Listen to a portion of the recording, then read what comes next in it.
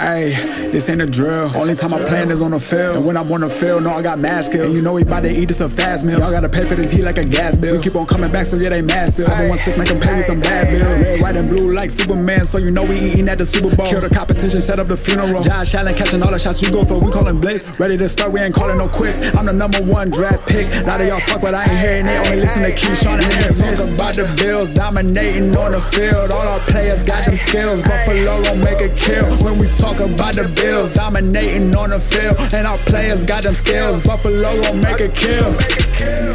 What's going on? What it do? Welcome back to another live episode of the Post Podium Podcast, home of the all truth, no sodium takes. I am your co-host Aramis, Melly Mac, and this Key, and we are back with a live episode. Listen, you thought the last one was gonna get spicy? Keyshawn about to go on a rampage. No, I'm not. No, I'm not. You should have seen this brother last night when we was on the text thread, man. He had some words, some choice words. Nah, we ain't gonna put you on the spot like that, bro. Right. But in all seriousness, it was a tight game. It was hard fought, but like the title of this episode says, heavy is the head that wears the crown. First things first, what have we heard? The champ is here. Yeah. What you got? Well, you know, Ron Rivera got fired. Of course. Of course, huh? So did Arthur Smith. Well, I sent you that. Yep, at like 12:02 in the morning. Does that mean that Bieniemy is going to be the guy? I think didn't you say Atlanta was looking at Bieniemy? Somebody's looking at Bieniemy. Yeah. But that was before it was reported, though. Yeah, before his hometown team is devoid of a coach. So who, Washington? Yeah. Oh, wow. I mean, he's not from Washington, but I shouldn't say hometown team. But you know, the team that he's attached to right now, Gotcha. Devoid of a coach. So I could see him wanting to stay there. I think they would give it to him. I can see it. They haven't had an offense like that there in forever, since Kirk Cousins was there. I don't know what their draft setup is going to be, and I don't know what they're looking at, but I doubt they're going to want to stay with Sam Howell as their #1 right now. Whether it be free agency or not, they may pick up another quarterback, and he can work with him. I mean, he's shown that he can do a lot of things with less than. So we'll see what happens. What you got, Mac? Man, first of all, shout out to the Mafia. It's playoff time, baby. It's playoffs. Yo, the chain is Let's lit, go. bro. The chain playoffs, is lit. man. Yeah. So I remember those years where them 20 years where Brady loomed over us for the division. They was winning almost every year. I want to say out of the 20 years, he won 17 of them joints. Mm-hmm. So they were saying, how long is the Bills going to be able to be the top and win a division year to year? Like, is it going – I don't think they're going to get to 20 or 15 or nothing like that. But I'm sorry, man. As long as Josh Allen is with us, I think we're going to win a division, man. As long as he's the quarterback, he QB1, I think we got to try to win the division, man. Like I said, I don't know if it's going to be 20 years, 15 years, but as long as he suit up for the Bills, I think we got to try to win in the division, man. Wow. I mean, listen, you talking about even with Aaron Rodgers in the division.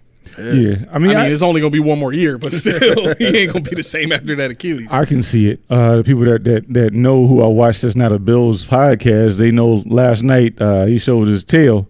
Mr. Finn's talk showed his tail, and he's down in the dumps about Tua. Ooh. Because they're attached to Tua for That's a long haul, and he hates it. But that goes into what you were saying about Josh Allen being the premier quarterback, at least in this division. I could see him being there for quite a while. You know, Aaron Rodgers, be that as he is, he's not going to be here, a year or two more. Yeah. If that. You know, we don't even know if he's really going to come back next year. Right. You know, he says he is, but you never know. He does weird things sometimes. But, yeah, I think you're on to something that I'll add to it. Shakir, Kincaid, and whoever is on that defense right now.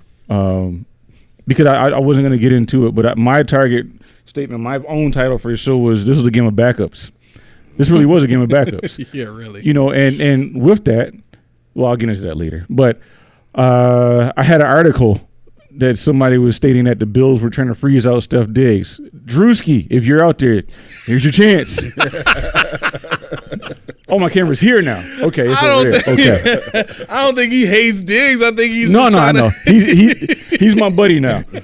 He's my buddy. But no, they were saying that they're trying to prove to Diggs that they can win without him. So they're not throwing the ball. They're not putting him in the right positions. And I'm like, this is rubbish. It's from the same nonsense I always talk about and talk down about. But I was like, okay. Yeah. And this came out right before yesterday's game where Diggs goes off. But it was McCourty. Devin McCourty. Devin. He came to the aid and said, that's just bad football if that's what we're doing. Exactly. That's horrible football. Exactly. You don't prove points like that. Luckily we ran into a streak of games where he could kind of take off. But the first, whatever game, 6 games, 7 games of the season, he was it. So you take it as it is. The averages are he still had 1,100 yards, 107 catches, 8 touchdowns. Yeah. It doesn't matter when it happened. I mean, he was always a threat, but he just didn't produce on the stat sheet. Right. I don't think he still is a threat. Like even though he ain't got the killer stat line, he's on the field. They got to check for him. You got to know where he is. You know what I'm saying? Whether he get a catch or not, his presence on the field alone is going to have defense respect him. Yeah. You got to. Yeah. You saw what happened to Ramsey. I was going to bring that up later. I wanted to talk about that. But, yeah, that's I'm glad you mentioned that because all that nonsense he talks, mess he talks. Oh, yeah. He had him look like Justin Rogers over there. His reflexes ain't the same. And just number 5 with the visor just ain't as scary as he once was. Yeah. I would still take him on my team, though. I mean, he's shutting down everybody else. I think Diggs has kind of always had his number, though. And I think that's what went into yesterday. But I'm happy with what we got. I mean, no doubt. Surprisingly did well. Yeah. Christopher writes in, hey, Dolphins, what happened? Let's go. Yo, this time he only put 16 O's. Only 16? So, okay. 17 last time, only 16 this time. I guess he does't feel it as vehemently like he did last time. Maybe not, but, Chris, let us know if you're feeling the same as last time. Put one more O if you have to. It's fine. Two things that I heard. The first thing is playoff Gabe. We're just in through a middle last time. Because this is not going to be a thing. Yeah. Playoff game is not okay. Go ahead. Lindsay writes in Ramsey is garbage. Okay, I mean, yes, Lindsay. She was there. She saw it. She saw it firsthand. She was like, she did. Trash. So first thing is playoff Gabe has a sprained PCL. Oh man. So he ain't gonna be playoff Gabe. Man, he's not gonna be playoff. He might not be playing. Period. He might not be playing. Yeah. So that I mean, I'm not sure what the timetable is on it yet. They haven't given it a timetable, but that's what the diagnosis a sprained PCL. That's pain management. That's all that is. Okay. So he could shoot play. Him up, but he could play. There's no risk of a tear right now unless there's something deeper that they're gonna do an MRI tomorrow, I'm sure, or today. But a sprain it's all about what you can tolerate. So let me ask y'all this. Would you rather put him out on the field, or would you rather have Trent Sherfield out? I mean, give me my man Sherfield all day long. All day long. Give me Sherfield. I don't care who you say. Playoff. I haven't seen Gabe Davis make a play like Sherfield made. Say. Like that's just a heads up. You know that's a no-brainer for me, man. Would you rather have? No. Your jersey's still down there somewhere up under some stuff. It's down there. It's down way where it's supposed to be. No, I mean Sherfield. Like I told you before, I'm ready to move on from Sherfield, and I'm still ready to move on from Sherfield. But he showed up yesterday. That's fair. Once again. That's what I say it. Give him backups. Yeah. So the second thing I heard, and this was kind of got my blood boiling a little bit. Did y'all hear what Sean McDermott said at the end of the half, where he was talking about we gotta either get it in the end zone or throw it away? Yeah. Like I know I texted y'all about that and all, but to me, I think that's something that you really don't do nationally. You know what I mean? Like she's telling the reporter this. She's basically he's telling the reporter this. It's a he. He identifies. My bad.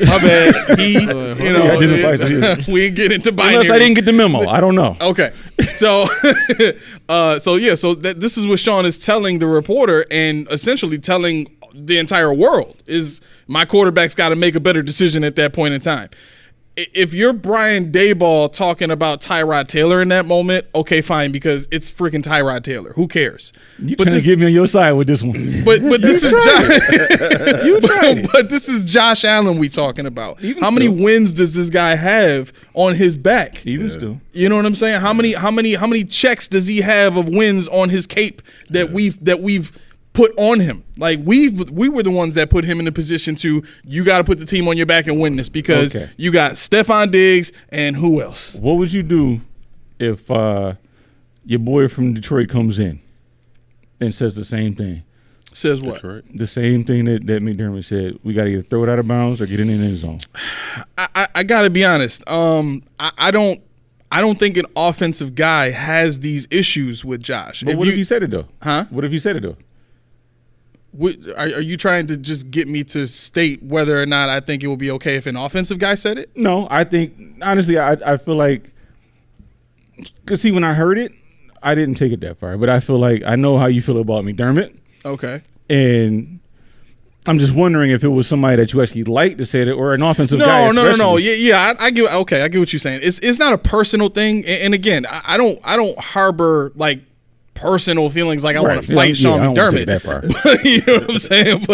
But I just, it's a very old school mentality. Like he's out here acting like Bill Cowher with the Steelers back in the 90s. Like you can do that stuff back in the 90s when coaches had more power. Yeah. But coaches don't have the power now. And as a head coach, you have to respect the talent and the ability of your players when they're out there on the field doing whatever, like reacting to the what's happening on the field. You're a coach. You're on the sidelines. Of course, you're going to be able to see things your quarterback is not seeing, but he's in the middle of all the bullets. You're not. Right. Like, you got to understand that as a head coach. So for him to sit there and say that to everybody, that's something that could have been said privately in the locker room. And I'm sure he did say it privately in the locker room. But as a head coach, it's just taboo to really put your quarterback, let alone your star stud superstar, best quarterback in the league, under the bus like that. To me, you wouldn't hear Andy Reid saying that about Mahomes. And Mahomes has had a few bad games this season. Yeah. You see what I'm saying? Yeah. And Nick Sirianni ain't out here talking stuff about Jalen Hurts. He putting it on himself. And Jalen Hurts is putting it on himself. You know what I'm saying? So, and the other thing too is when Josh is making these mistakes, he's admitting like, yo, I gotta be better. I could understand if Josh was out here like Zach Wilson saying like, ain't on me. Like the rest of the team got that. Right. You know what I'm saying? Leon can't do everything. You know what I mean? Like, but Josh is not doing that. So for me, it's a very old school mentality to think that it's okay to come out here and just throw your guy under the bus like that. And then here's what I loved about that though. Josh is now beginning to show exactly what you were talking about. You wanted to see out of Josh, like a month ago, right? Josh said in his post game, we shouldn't be throwing the ball. I'm paraphrasing. We shouldn't be throwing the ball away. If there's a chance, if there's a shot at the end zone, we got to take it. Like, no, Josh did. He did say that was a bad decision. Josh said that was a bad decision. He was talking about the interception where he said he shouldn't be thrown away. No. That was in reference to the pass to the one to Ty Johnson. Yeah, to Ty Johnson. That was in direct reference to that. He was saying if we got a shot at the end zone, we got to take it. Well, yeah, but I heard him say it has to be an end zone. I heard him say it has to be an end zone. He said he can't throw that short. So, in essence, he kind of said again, what he said. Like, if you go back and you look at the play, and I'm sure you have, I'm sure you will again. Yeah. When the ball is thrown, it looks like Ty Johnson's got a clear path right into the end zone. He's got leverage when the ball is thrown, and he's going to catch the ball and lean in and get the touchdown. He's even got space to just stretch his hands and get the touchdown right then and there. It's like the defender really did make a great play, and I don't think that's something that Josh can account for. Is that the play he got hurt on? When he got the concussion, yeah. I think for them, they were worried about the 3 points. See, Josh said he alluded to the fact that he took 3 points away from on that throw. He alluded to the fact that that play has to be in the end zone. So, I mean, I get it, and I'll scratch it off my list of what I liked because I actually did like McDermott said that. I mean, you don't have to. I actually had it on my list. I was like, yo, like, see, every time I come in here, I'm like, yo, I got a good thing. I was like, yo, F that. That's trash. No, like, all right, listen, you're allowed to talk your stuff, bro. It's okay. Listen, Rich even writes in the McDermott slander needs to stop. Like Rich is back? Yeah, Rich is back. Finally, Rich, you came back. Rich, meet Millie Matt, meet Rich. No doubt. Rich, what's going on, man?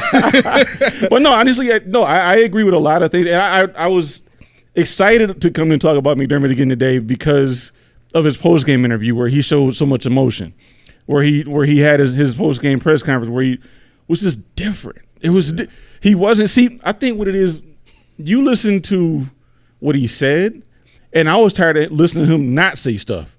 So even though he said something that may be okay, I'll give you that, depending on how Josh takes it, whatever the case may be, I'm just like looking at it like, oh snap, he's talking. He's finally saying stuff. Right. You know, he's showing emotion. Is he? So my thing is when he said what he said at the end of the game, and you could hear his ode to the mafia that was in the stands at the end of the game. You could hear it in his voice. It sounded like he was about to start crying. His voice was cracking. Yeah, he sounded like he was about to start crying. So in my mind, it's like, and this is bad of me to think like this, but I'm like, what really happened when that Ty Dunne thing came out?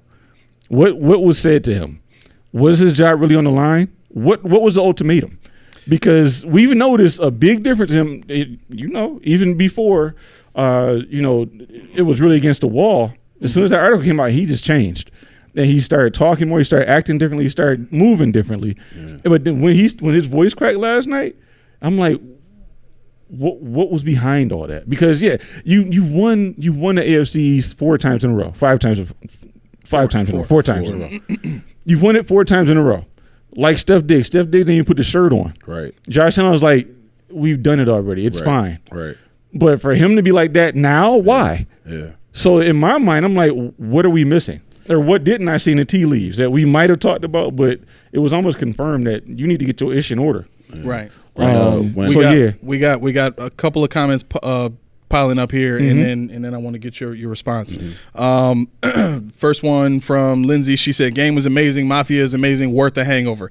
I mean, yeah, for sure, for sure. Yeah. Chris writes in, "I do feel if Miami was healthy, this game would have been a little different. I feel Josh still would have been Superman. Miami was running the ball on us, and it was working."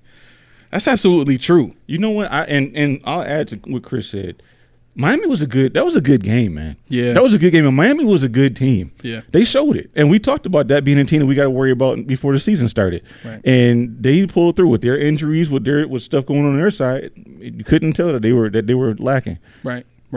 It's tough. It's tough for me because in the same way that they were injured, so was our defense. Yeah. Right. And I think, there was more of our defense intact the first time we played, and they were healthy except for A-Chain. I think A-Chain was hurt in the that first time? in the first game. It was game. an offensive lineman at A-Chain. Right. So they didn't have as many injuries either, and that game was much more decisive. Yeah. Right. I was going to hold it for game talk, but see, this is what I was talking about when everybody is talking about given circumstances and this, that. There was no excuses. We lost guys in the game. We lost guys before the game, and the defense still pulled through. Yeah. And this is what I'm talking about. They had an offense on the other side that was intact for the most part. Of course, their O-line was banged up. Mm-hmm. But when we stop making excuses, we make game changing adjustments. There's no fall off. We had Baylon Spector playing. We had Dane Jackson playing. Taylor Rapp playing. We had what? Who else was missing? Backups. So let's leave the excuses to the side and just make a difference. Make a change. Yeah. When I saw that comment, at first I had to think about it because coming from a person who normally says what's on his mind without thinking, like my wife gets on me all the time, like, "Hey, you probably shouldn't have said it that way," but that's how I felt it. But you shouldn't come across it that way. So when I look at it like that, I do see what A was saying about how you kind of throw your bus is something you just take that in the locker room, but. Part of it is, for me, I look at it like this. When people pick a side, like whether you're a Republican or a Democrat, whatever, don't be like when they do something good, you want to cheer them, but when they do something wrong, you don't want nobody to talk about them, right? I'm a fan of Josh Allen and McDermott. So when Josh is doing good, absolutely. When he makes bad plays, I got to criticize him on the bad too, though. Now, I get it. I kind of get where McDermott was saying. It was probably, if he had to do it again, he probably would have switched it up or did something different, made a different decision because you don't want to throw the ball down there. However, to A's point, my son played football, right? It was hard to watch, right? So he's a modified. So yes, the coach, these kids. Wait, why was it hard to watch? Listen, bro. Key, I wanted to go out there a couple times, bro. Just talk to the coach like, "Oh, listen, man, come on, man." Yeah. Right? Because I've been watching it. Like, don't get me wrong, I'm not an expert, but I do see me having a line in coaching very soon, very soon. But with that, my wife had to tell me. She was like, "All right, think about it." So these kids, some of these kids haven't played football a day in their life. right? So you got this coach, blah, blah, blah. He trying to get these kids together. He got to teach them football, not let alone execute and try to run stuff.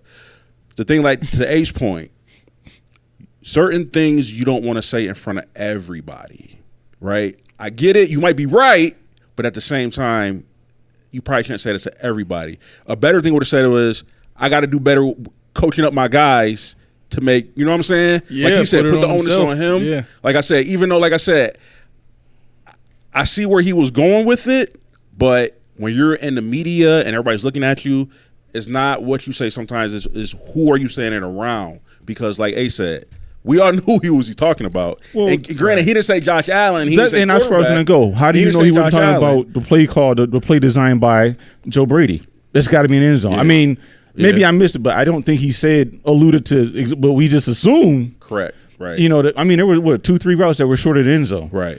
So, what you're saying, I mean, the play design, I ain't want to cut you up, but you said exactly what I was thinking. So, like, if you take the Bills fan mafia hat off and you're just a regular player who you don't have no skin in the game, no emotion side to, would you be, okay, I don't, he didn't really say anything bad, but now it's like, hold up, that's my quarterback, man. watch your mouth. No, yeah, I get what you're saying. I think for me, I want to be quick because we got one more comment from Rich. Yes. This is the influence you have on us, Rich. Anyway, so I think my thing is this, and I completely understand what you're saying. I don't think it has to do with my stance on McDermott. I think it has everything to do with what I've seen the person behave like and do, and measure that against where it's coming from, right? Okay. The statement he made, he was already beat red before the reporter came and asked him anything. He was hot. He was the color of my hat, your chain, your shirt, your shoe, all of that, right? He was hot. And so for him to let that out when he really has not done that before in that position, he's never really come out and said anything specific to a player, right? So for me, it's like, okay, you're upset, and you lost out on points. It's a tight game, and a reporter is catching you in your emotions. Mm-hmm. What you say at that point says a lot about who you are and how much control you have. Yeah. And one of the things that came out in the Tyler Dunn report, and guys, forgive me, I'm sorry I'm going back to this, but one of the things that came out in the report was reference from several different people who were part of reporting on this. The lack of perceived control that Sean had in the building, whether it was him wanting better relationships with the players and not being able to have that and taking it out on staff, or if it was control over the offense that he wanted and couldn't get it because the players loved Daboll so much, and Daboll was able to kind of fend off Sean McDermott in a way that protected the offense and gave them the ability to play the way they wanted to play. Mm-hmm. So there's been a lot of instances where Sean hasn't really felt the kind of control that he wanted to feel. And I'm sure that for a guy like that, a defensive guy, who Keyshawn has now given us an example, he wants that control. And when he doesn't feel that control, it creates a problem in his mind, right? So for me, the fact that all of this is coming from an emotional place and you allowed that to come out on national TV, it's like, come on, like, you got to have more control of that as a leader of men. Yeah. You can't show the locker room that when you get upset, all bets are off, anybody can get it, because how is that going to stop? Like, think about it like this. Josh wouldn't have felt the need to say what he said if Sean didn't say what he said. If somebody's really reading into this, like I'm reading into this, and I'm trying to look at the tea leaves and see which way they're pointing and all that kind of stuff, you're giving space for national media and local media to start poking holes at, okay, well, what's really going on inside One Bills Drive? Like, you don't need that kind of stuff right now. Yeah.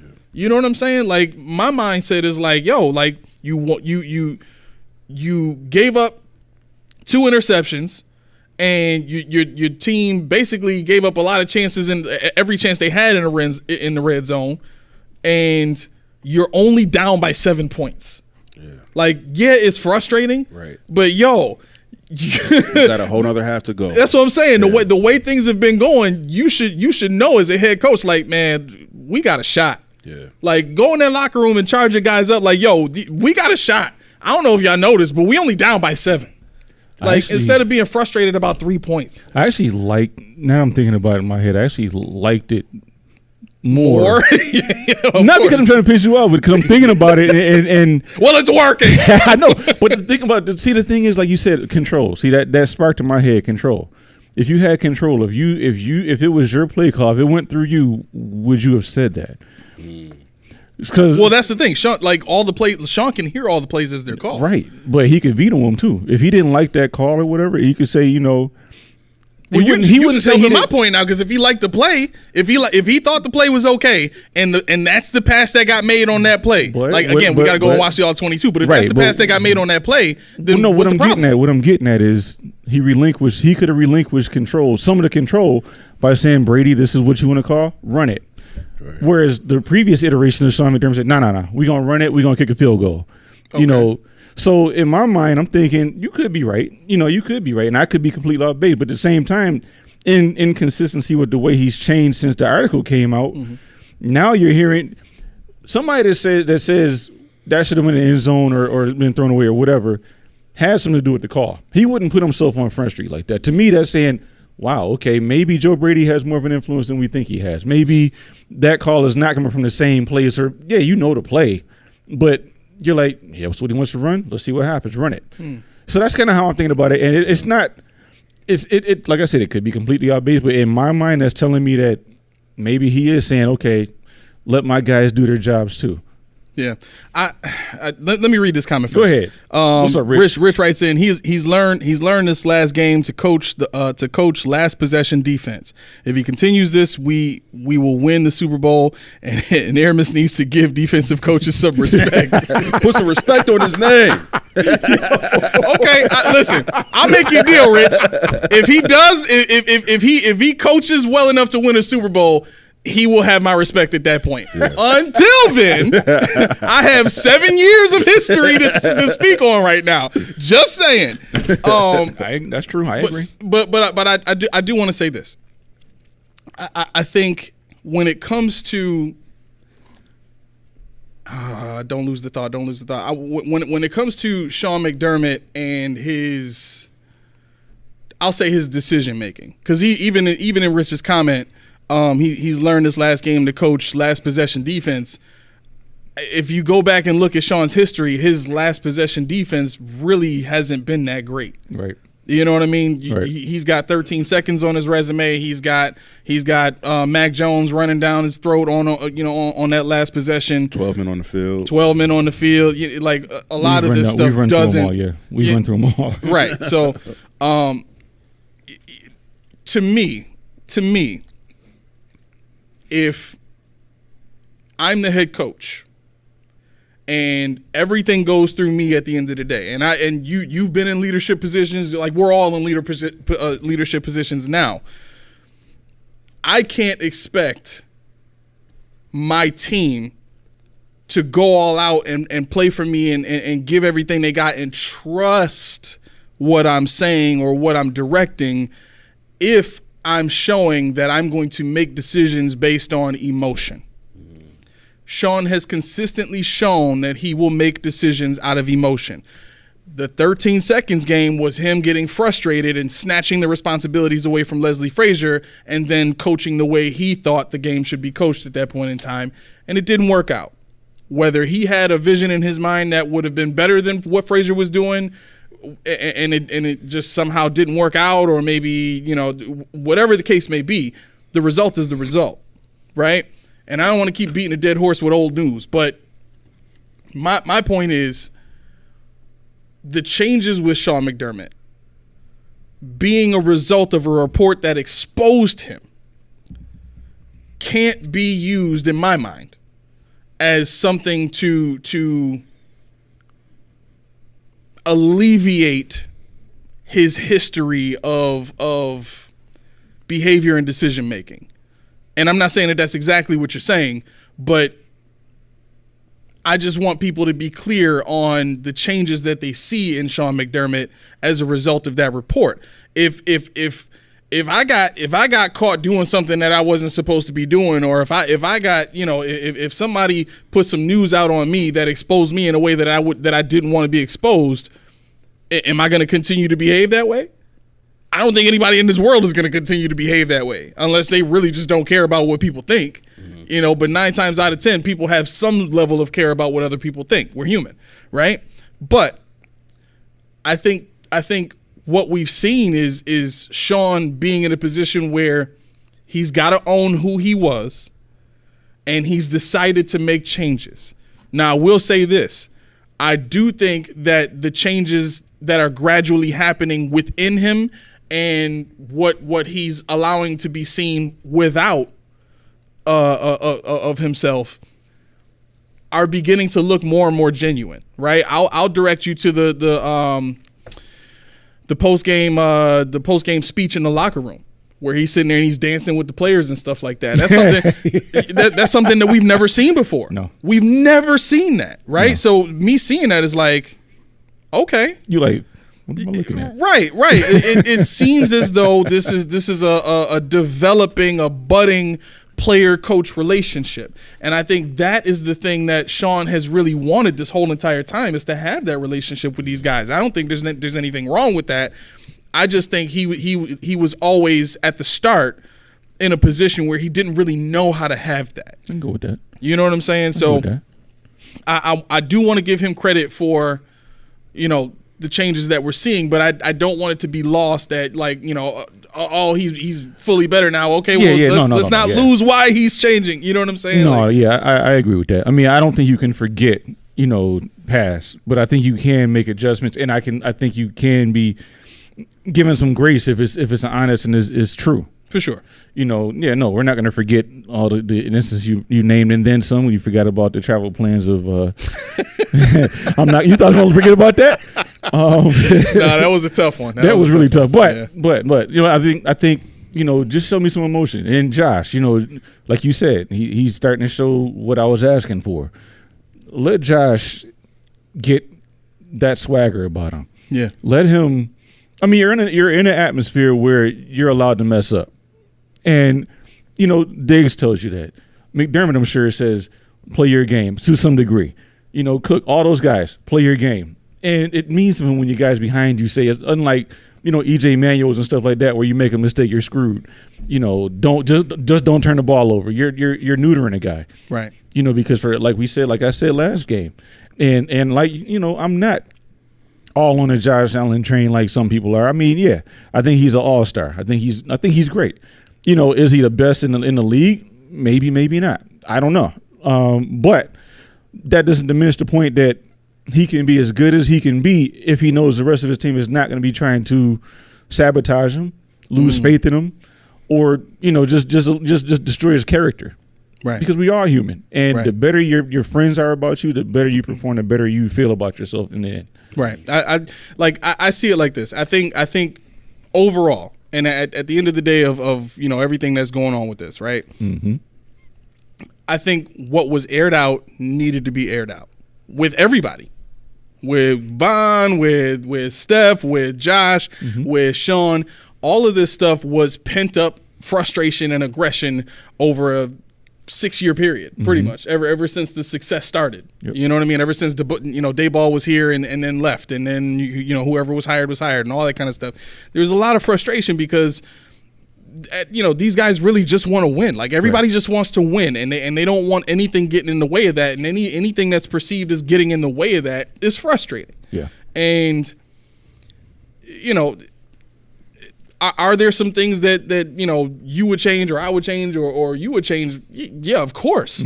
And I'm sure everybody on that team would have something that they would want to change. But at the end of the day, I think if all of that culminates to, what we're seeing now as a team going through a trial by fire, in a way similar to what they went through last year just from an emotional standpoint. Obviously, nobody would ever think of trying to go through something again like what we went through last year. But I'm just saying this is there's still a lot of emotions to sift through in this situation that they're dealing with this season with all the turmoil inside the building. Last year I think it was more so outside the building, right? But I think if all of this culminates to, a better chemistry inside the locker room and with throughout the staff offices and all that, and we see a Super Bowl come of this, then I would probably be willing to get up here and say that, you know what, the last 6-7 years were worth it. I don't think anybody could say that it wouldn't be. And did it happen the way that everybody else has done it? They go get an offensive coach and a young quarterback and they get a bunch of good defensive players, and then they go and go to 2 Super Bowls in a row and win one of them. It probably not probably, it didn't happen that way, but I think I would still take it at this point because that's my team. You know what I'm saying? So that's just the way I feel about it. Chris writes in, TD Fins is wearing a Bill shirt right now. Let's he go. has to. Yep. And I think he's got 20 O's on that. My man, do you be counting these joints? Hold on a second. 1, 2, 3, 4, 5, 6, 7, 8. Yeah. Oh, man, 19 of them bad boys. 19 with a bullet. No, TD has to wear a Bills shirt when he loses to the Bills. I think it's a long-standing thing. Oh, that's in his contract? Gotta be. It's gotta be. All right. Also, before go ahead. No. I was gonna say, can I just change to max exercise? What? The player you want to take? Oh, you want to change yours? Can I change mine? You want to change it? What did you? Who did you pick before? I said Waddle. You said Waddle. You gonna take A-Chain too? No. Brandon Jones. That safety they had. 29. Mm-hmm. If we had a safety that young, 25 years old, flying around the field like that, making hits on running backs like that, oh my god, he's a backup too. Oh, he's a free agent next year. Is he? Yeah. Wow. I'm like, my feelers are out on this guy. I don't know what he's going to be worth because he's a backup, but he was making like $1 million last year. You'd probably get him for like $4 million. And if you don't have Poyer, you don't have Hyde. I mean, I'll be okay with it. Yeah, I'll be fine. Contractually, they're not going to be able to keep both guys unless they can find a way for someone to take Trey White and his contract, and they're willing to get rid of Mitch Morse and his contract. There's gonna have to be a lot of stuff. Yeah, they're gonna need a lot of help to open up some space next year. You're gonna see I'm playing with Von Miller's contract again, I'm sure. I don't know how you do. How? Add more years. Oh my God. Okay. Yep. We've talked about it. Yep. That's all I'm gonna say. Okay. So, did you have anything else before we? No. Okay. No, I got no stuff. So, I don't have any questions written down, but this did come to my mind. With what we saw on the field defensively, they talked about I think Poyer was talking about how in the first half they were too high shell, which is both safeties are playing deep and they're trying to keep everything in front of them. And in the second half, they went to basically cover one high. And what that did is that allowed Poyer to kind of stay low in the box and follow the motion and be in position to make better plays against the run.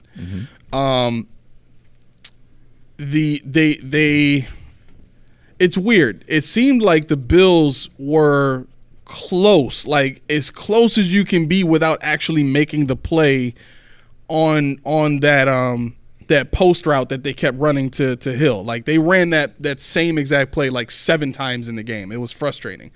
But let me ask you guys this about the defense. Is this defense in your mind? I don't want to say Super Bowl caliber. Is it AFC Championship caliber right now? Right now? Right now. Yeah. Yeah. Simple answer. I would say yeah. Yeah? Yeah. Okay. So just because for one, like we keep saying, we're down a lot of starters, but the backups is balling. Like, they still find a way to win. They still find a way to play and engage. Like, no matter what obstacle is thrown at their way, they always find a way.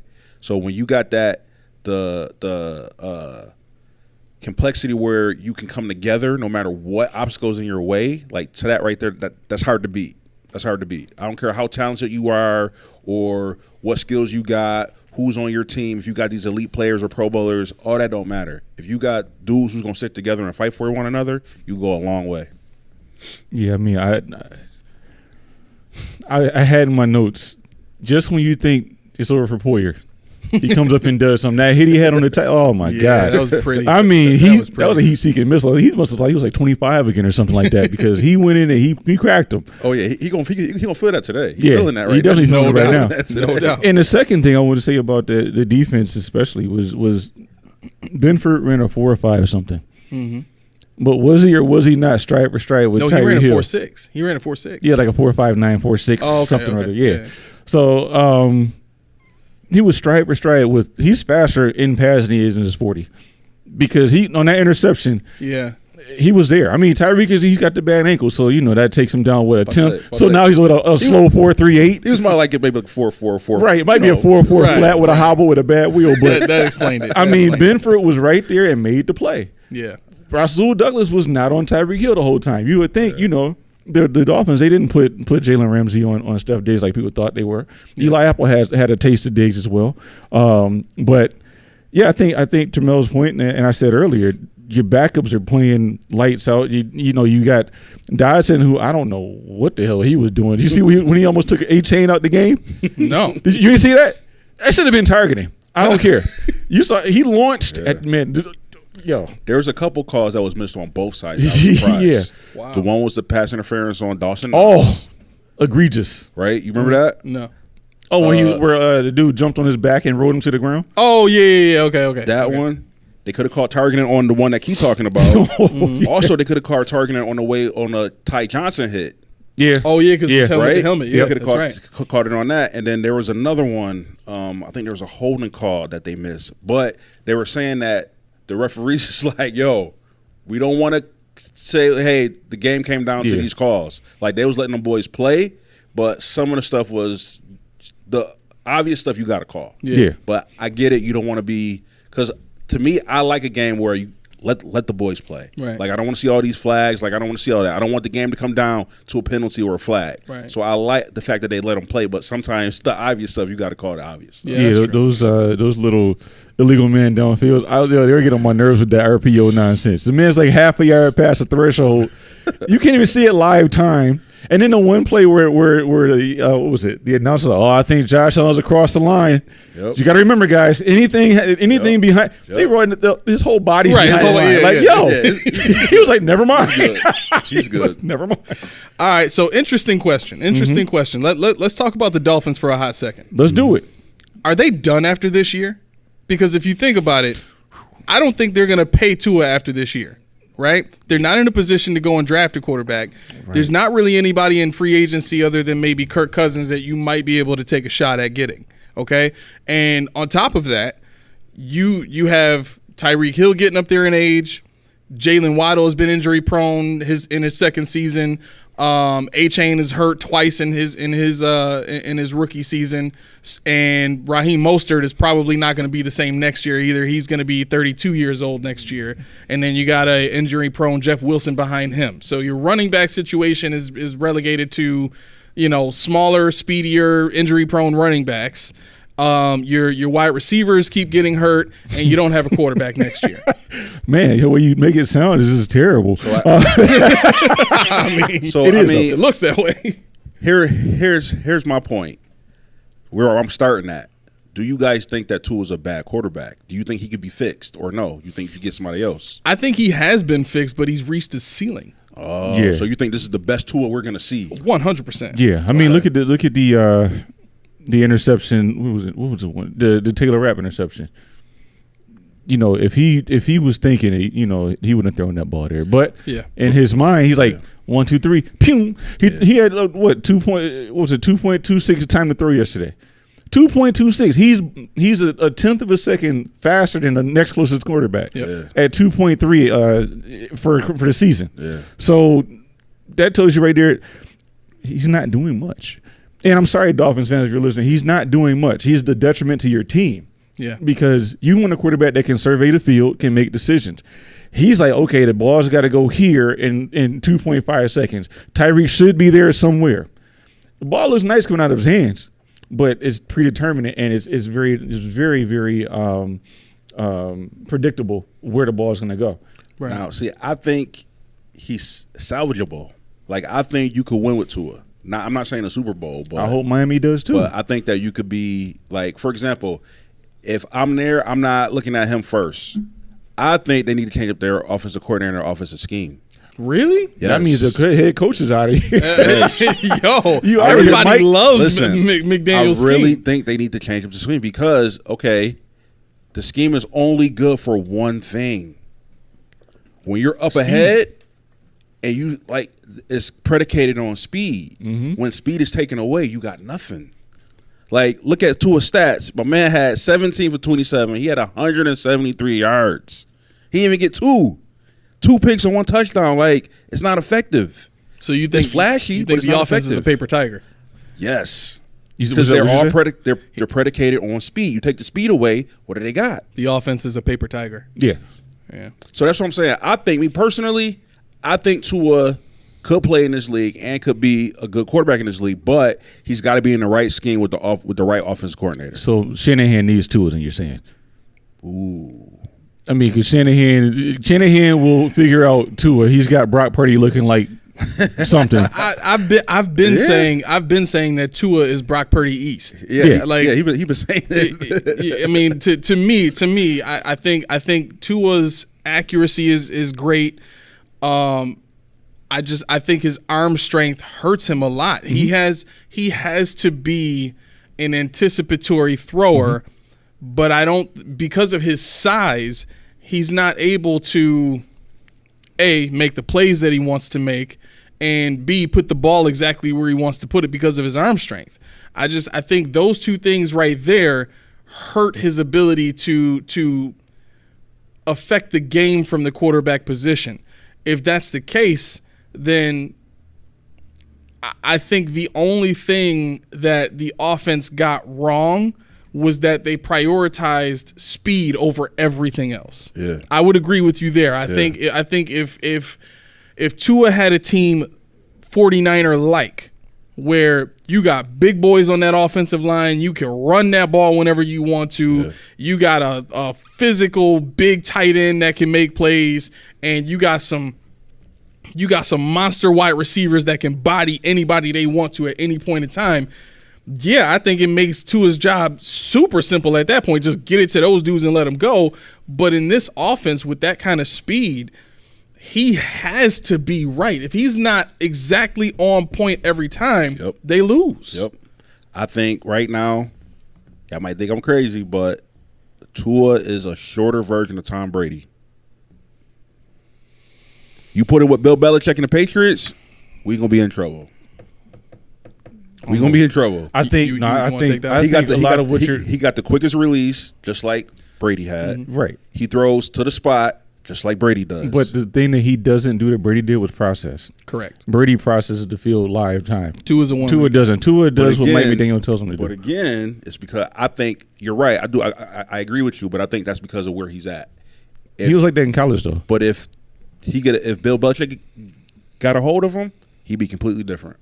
I don't know if I can say that, because if you look at what Belichick has been able to do with Zappi and Jones, which is nothing, and Cam Newton, right? And Cam Newton. I mean, so Belichick has had experienced guys, and he's had 2-3 rookies to work with, and none of those guys and he really, if we're being honest, even before Brady, it wasn't working with Drew Bledsoe. Like, Belichick didn't like Drew Bledsoe's play. Right. You know what I'm saying? So, I think this is what I think. I think Tua is good if he doesn't have to be the focal point of the offense. Yeah. Okay. I think that's going to make it very tough for him in the NFL because it is a quarterback-driven league. And when you put a guy in that position that is already at a deficit, and then you build an offense that forces him to be perfect. Like, he's forced to be perfect. And I get that the offense is kind of designed to make his reads easier. Right. But if the defense takes away that first read, right, like, you know what I'm saying? He's used to getting that ball out in 2 seconds. Now he can't. Which is what we saw, yeah. Right. That's exactly what we saw this year. Everybody, and that's the thing about it. Like, in offense like this, and I feel terrible for Mike McDaniel because he's a cool dude, and what he's done with this offense has brought some change to the league in terms of offenses bringing back motion. That had been gone for a couple of years, right? And he brought it back. But I think he's going to end up being out of the league in another 2 years. Yeah. I mean, if he doesn't choose to replace Tua and he keeps rocking with him like this, and he keeps putting everything on banking on the speed of that offense and banking on that one read system and all that kind of stuff, he's going to find himself out of a job very soon. I don't think Miami's willing to put up with it when they had these kind of expectations. And even this season, they were 3 games ahead of the Bills and ended up losing both games to them and the division. Yeah. I don't know how they can tolerate that much longer. I agree. Because you're looking at the GM, was it Chris Greer, who might be on the outs as well. So time is of the essence. And Tua's not somebody, they got 1 more year with him at $23 million a pop, or $23 million next year.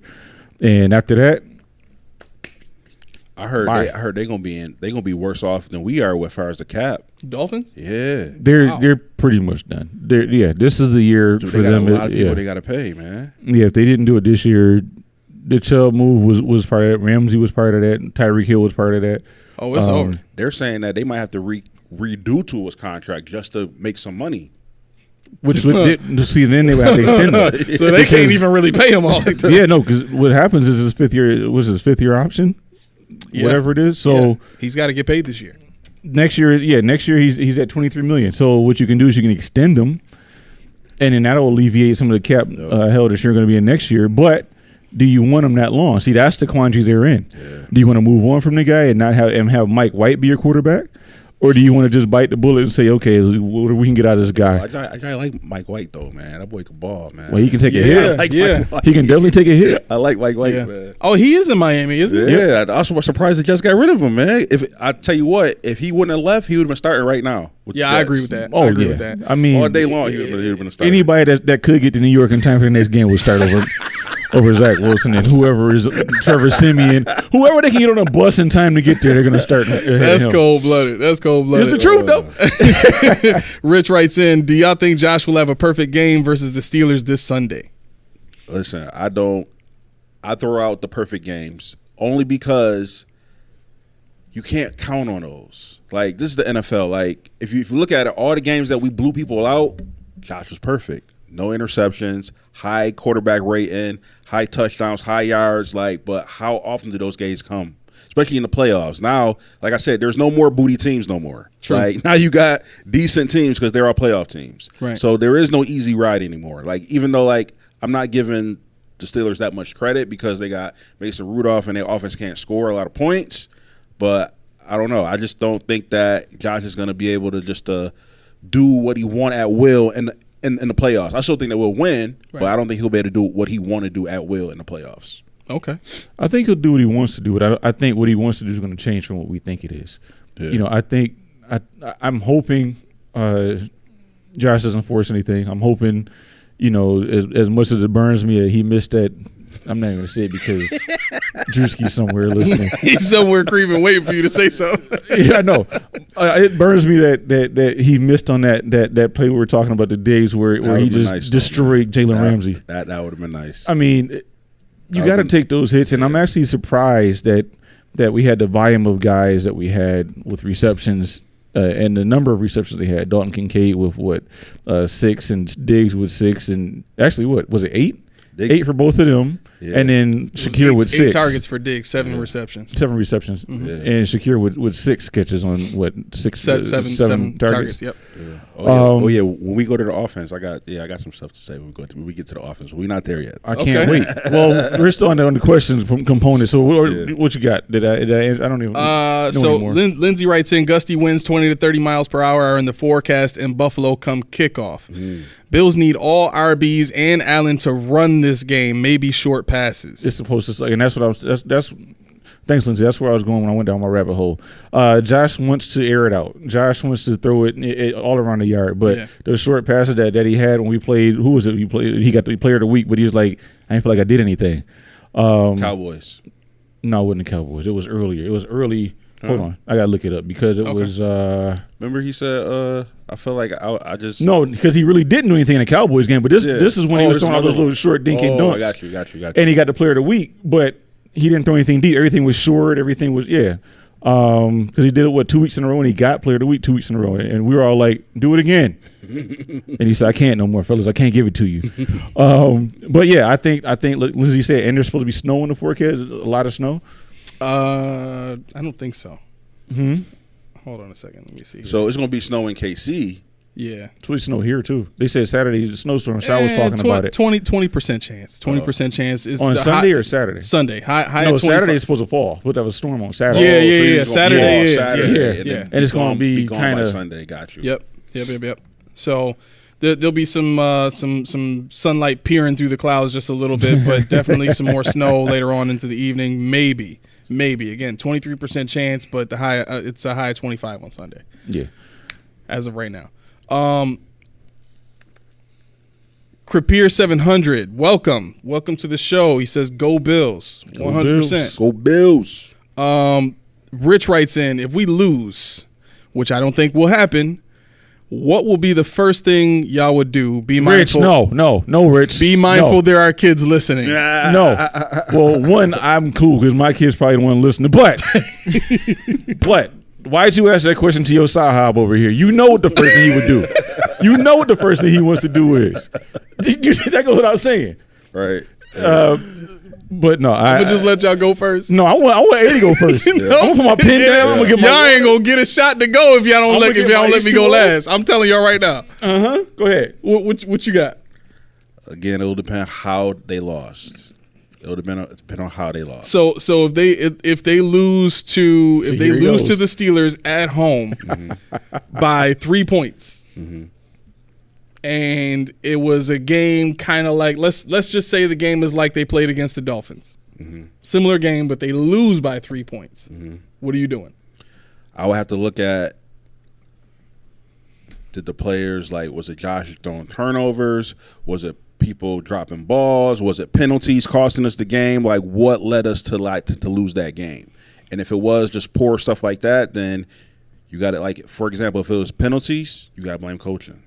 Right? Why wasn't your guys prepared? This is the playoffs. Like, this ain't the season no more. It's win or go home. So, like, y'all should be prepared to be ready. There is no, he got a penalty. Like, no, I don't want to hear that. But if guys are dropping balls, if they're turning the ball over, I can't blame that on Sean McDermott. I can't blame him for a fumble. I can't blame him for an interception. You such a nice guy. It would depend. I mean, seriously, like it would depends on how they lose. No, you new to the show, aren't you? Because I know exactly where this is going to turn into. Yo, Lindsay, you are absolutely right. Lindsay says there'll be a whole lot of trash on the field if the Bills lose. No lie. T said Ken is watching, so make sure listen. Make sure he's all right. Cree Killer writes in, wait, so does Buffalo get 2 home games for the playoffs? Yes, they are the mandatory 2 games. The only time they'll have to go away is when we play the Ravens in the AFC Championship game. Won't, though, because they're going to lose at some point, I hope. Yeah, I mean, hey, that's true. If the Ravens lose, then we get 3 home games. Yep, we get them all. But, man, off with his head! Off with his head! I knew you were going to say that. I'm sorry. I can't. No. You're not sorry. At this point, you're not sorry. Sorry, not sorry. You're right. You're right about that. Listen. Can't cover your ears. We are behaving as if Josh Allen isn't going to be on this team if we fire the head coach. Okay, so all right, let me ask you this: if you do get a new head coach, what is his timeline before he gets the boot? What's his timeline before he gets the boot? If we gave Sean 7 years and he couldn't do it, then we got to give the next guy 7. So 7 is the number. If we, because I'm thinking about it like this, like, and this is just under Pegula. It was Doug Marrone, then it was Rex Ryan, then it was Sean. No. Doug Marrone. Not Marrone. Who was it? Marrone. He started with Rex. Marrone quit when Ralph died. Oh, that's right. Yeah, Okay, Rex, I'm sorry. So Rex had 2 years, right? Previous regime before that, Doug Marrone was only here for 2 years, then he quit. You're right. That's a weird. Sorry, bro. That's a weird thing to put in a contract. What? If I die, you got the out. You can leave. That was out in his contract. Well, he didn't want Lock. No. Me and Locked Rain. Me and Locked Rain is like No. two.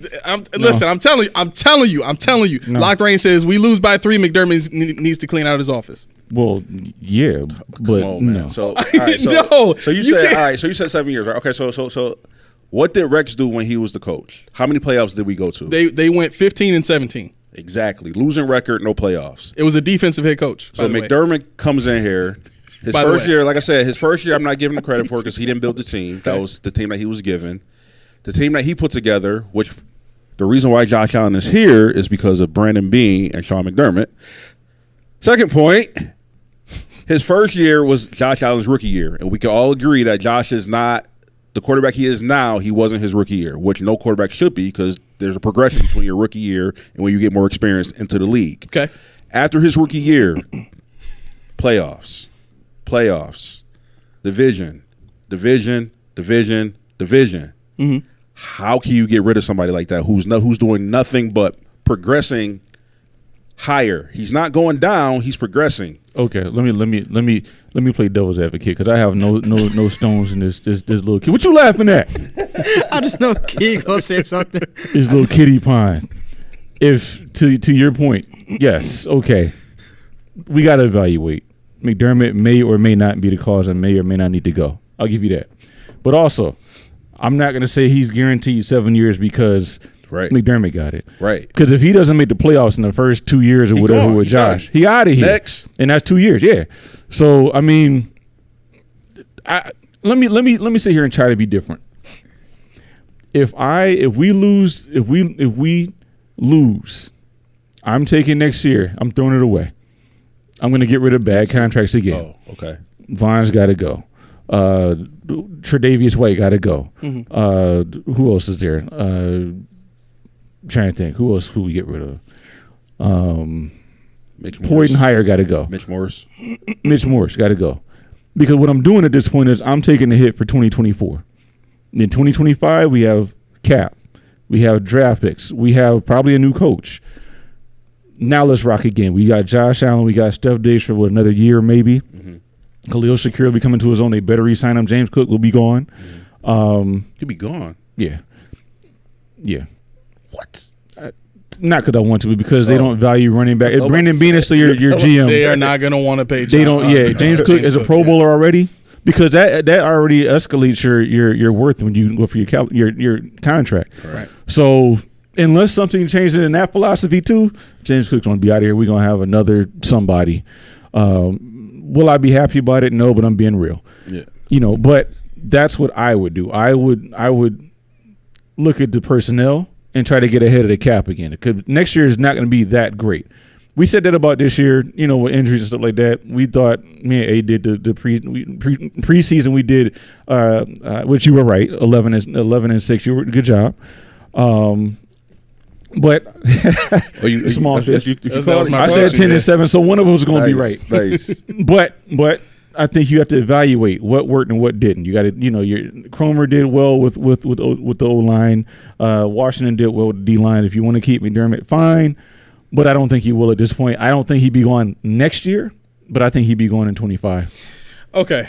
It's my turn. Oh, you didn't go yet? I'm going with my skip game on You this said one. Is it off my the turn head. yet? Is it my turn? Yeah, go ahead. Go ahead. All right. You It's my turn. Though. Now, You got to have your pen. Huh? You got to have a pen first because you got to. You do it. You're right. I got my phone. Let me see if I can put. Oh, maybe I can use the straw out of this drink. All right. So let me explain. Actually, before I go, Creek Killer says they need to play it safe, man. If they within field goal range, they just need to take the 3 because them threes add up. Play it slow and build momentum to open up them defenses. Yep. Yeah. That's. I mean. That's tough. That's tough. When you got Josh at the helm, that's tough. He wants the 7s for sure. But I'm with you. I'll take 3s all day. And then he also says Buffalo has already proven that they can beat the best of the best. For example, Chiefs, Cowboys, Miami. And then he says they got this. I agree with that. I agree that like this year for sure they got this. That my belief is they're going to win the Super Bowl. I think with the momentum they have and what they're figuring out game after game after game. Every single win adds on more information for this team to put together and make themselves better. And I think we've seen that in the progression of these 5 consecutive wins. So I think they win on Sunday. But I will say this about Sean McDermott. I think the evidence is overwhelming when you consider what the league has been trending towards for the last 4 or 5 years, right? I've said this before. You guys know this. Every single team that's in the playoffs right now has an offensive head coach. And every single team that's been in the Super Bowl, aside from the Patriots and aside from Ravens. No, the Ravens haven't been in the Super Bowl. Aside from the Patriots and aside from the Steelers? No, because the Steelers haven't even been in the last 10 years. Oh, he's talking about 10 years. Yeah, It just in the last 10 years, because I want to keep it as recent as possible. But the last 10 years, the Patriots are the only team with a defensive-minded head coach that have made the Super Bowl in the last 10 years. Every other team has had an offensive-minded head coach. You're talking about Kyle Shanahan. You're talking about Sean McVay. The guy in Seattle he's done everything, so I don't really qualify him as a defensive or an offensive guy. I'm talking about Pete Carroll. And that's he's the only other exception. Everybody else that's been in a Super Bowl, Zach Taylor, offensive guy, right? So I think the offensive head coach who brings a scheme and works with a young quarterback and builds a system around him that plays to his strengths and makes the game easy for him. It has been the trend, and we've seen that it's worked. The league wants it to work. They want points. They want stud quarterbacks. It's what the viewers want, right? So we know that that's never going to go away. Never, right? They're softening hits for defense. They're making it so that defenses have to work harder just to affect the offense and all that kind of stuff. We know this is never going to change again. As long as people like seeing points, this is the way it's going to be. If that's the case, I will ask you both this. Has Josh gotten better or worse since Brian Daboll left? Better. He's gotten better? Better. You think his numbers say better? Yep.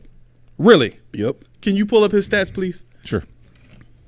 In what way? His ability to win games clutch. When he's down. Back in Daboll, when he was down, he wasn't coming back. If you beat the Bills, if you've had a lead on the Bills, they're not coming back. They will lose those games. False. I can point to 3 different times in the 2020 season when they were called the Cardiac Kids. They came back against the LA Rams, and Stephon Diggs beat Jalen Ramsey for a go-ahead touchdown at the end of the game. All right, so I'm talking about last year. You talking about since they were been there the whole time. Right. So Daboll has been there since Josh's first year. So what I'm saying is, you really can't do that because he only been gone a year. No, he's been gone 2 years. How long has Daboll been the offensive head corner when Josh was there? 3 years. So you got an extra year. It's not even. No. 1 year is enough. 1 year is enough to be able to point to, okay, is Josh better after Daboll left or worse? And I think the statistics point to he's worse. His interception totals have gone up every year consistently since Daboll's been gone, and the touchdown totals have gone down consistently since Daboll's been gone. The passing touchdowns, I'm sorry. Not total. Not total. He got more. Right. But I'm talking about total passing touchdowns has gone down since Daboll's been there. Or since Daboll left. He's a more complete quarterback now. I don't. If your interception totals are down when you have a great offensive mind in the building in Brian Daboll, and they go up after that offensive guy leaves, to me that says the game has become harder for Josh Allen. On top of that, you got a head coach that hired a rookie offensive coordinator in a Super Bowl window and then changed the offense after he said specifically, I want continuity, and that's the reason I'm hiring this guy. A year after you hire that guy, you change the offense, and then 6 weeks? Is it 6 weeks, 7 weeks? When did they fire? No, it was after Denver. That was week 10. What is this? 10 weeks into his second year as an offensive coordinator, after you've already changed the offense, you fire that guy. Like, I think, again, the offense, the evidence, I mean, is overwhelming against having a guy who doesn't understand how to make the game easy for your quarterback. Sean McDermott has consistently put Josh in a position through asset allocation and monetary investment to force Josh into a position to have to play hero ball. He's had to.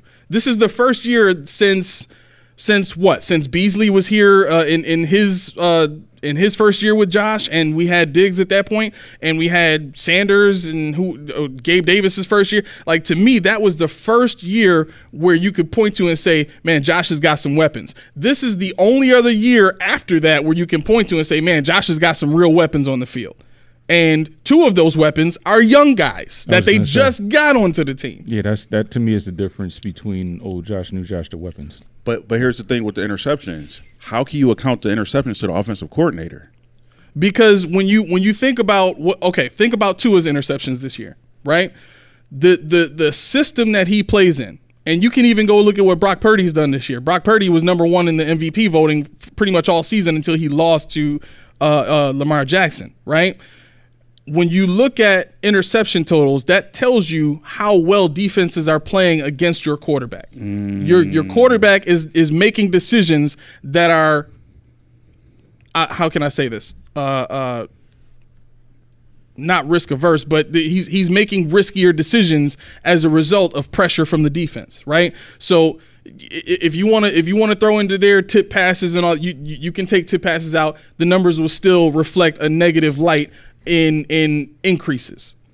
But to your point with interceptions, are you not aware of the last 4 Super Bowl winners? Their quarterbacks was the top 5 in interceptions.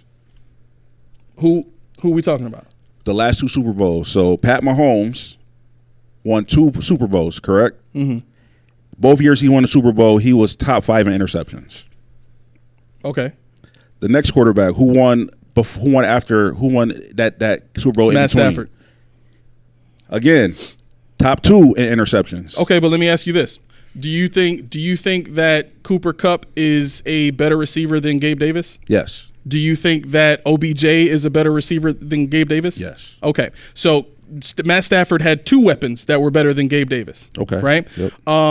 Who did Mahomes have? He had Tyreek Hill in one Super Bowl, and he had Travis Kelce in the other. Yep. And in the 2 Super Bowls in one of the Super Bowls that he won, he also had Kareem Hunt.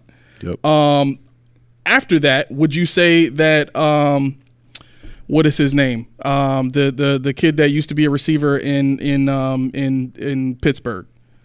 The guy that played for the Chiefs, got the penalty. Juju. Juju Smith. Would you say he's better than Gabe Davis? No. You don't think so? No. I would say the numbers reflect he is a better receiver than Gabe Davis. Yeah. Yeah. Juju Smith-Schuster? I would say the numbers reflect he's a better receiver. What if it's the stats right now? This year? Oh no, because he's been playing with no quarterback in New England. Checkpoint right there. No, it's not. Juju. He's had no quarterback. No quarterback. When he played with Mahomes, we're talking about when we played with Mahomes. Because if we're talking about receivers that play with good quarterbacks, Juju Smith-Schuster put up better numbers in that season than Gabe Davis did with Josh Allen. When he played with Mahomes, he was the number 1 receiver. Gabe Davis never been the number 1 receiver. Gabe Davis has had every opportunity to be the number 1 receiver. Think about all the times that they stopped trying to throw to Diggs because he was double covered. Like, Sean McDermott is consistently tried to make sure that Josh is going to other guys and not only throwing at Diggs. But I'm just saying, we know Juju Smith-Schuster was the number 1 wide receiver on the New England on KC. Gabe Davis has never been the number 1 receiver in Buffalo, ever. Whether he could have been or not, he was never the number 1 receiver. Okay. All right. You want to talk about number 2 receivers? Is T. Higgins better than Gabe Davis? Yes. Okay. He's the number 2 receiver on the Bengals who went to the Super Bowl. They didn't win it, right? But not only that, they beat the Chiefs in the AFC Championship game. Bills have never done that. Bills have never done that, right? What I'm saying is, if you look at the weapons that these teams have had going to the Super Bowl, that I will agree. They have more weapons than Josh has currently. Okay, so what I'm saying is, everybody's behaving as if Sean McDermott is not the one who hired Brandon Beane. If that's the case, the GM works for the head coach. And if that's the case, then we can also say that two things that are equal to each other are equal. I'm sorry, two things that are equal to the same thing are equal to each other, right? So what I mean by that is, if Sean is the one who hired Beane, that also has to mean that Sean is the one making the final decisions on roster moves. Everything runs through Sean. Beane can say, well, I like this guy. I think this guy can play. I think this guy's fast or whatever. But it ultimately, the buck stops with Sean.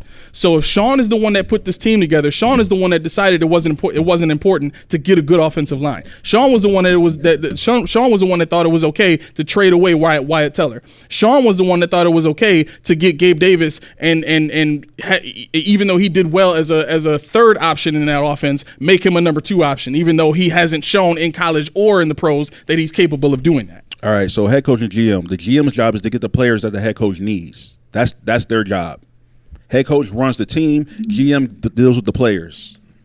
So all the draft picks, GM.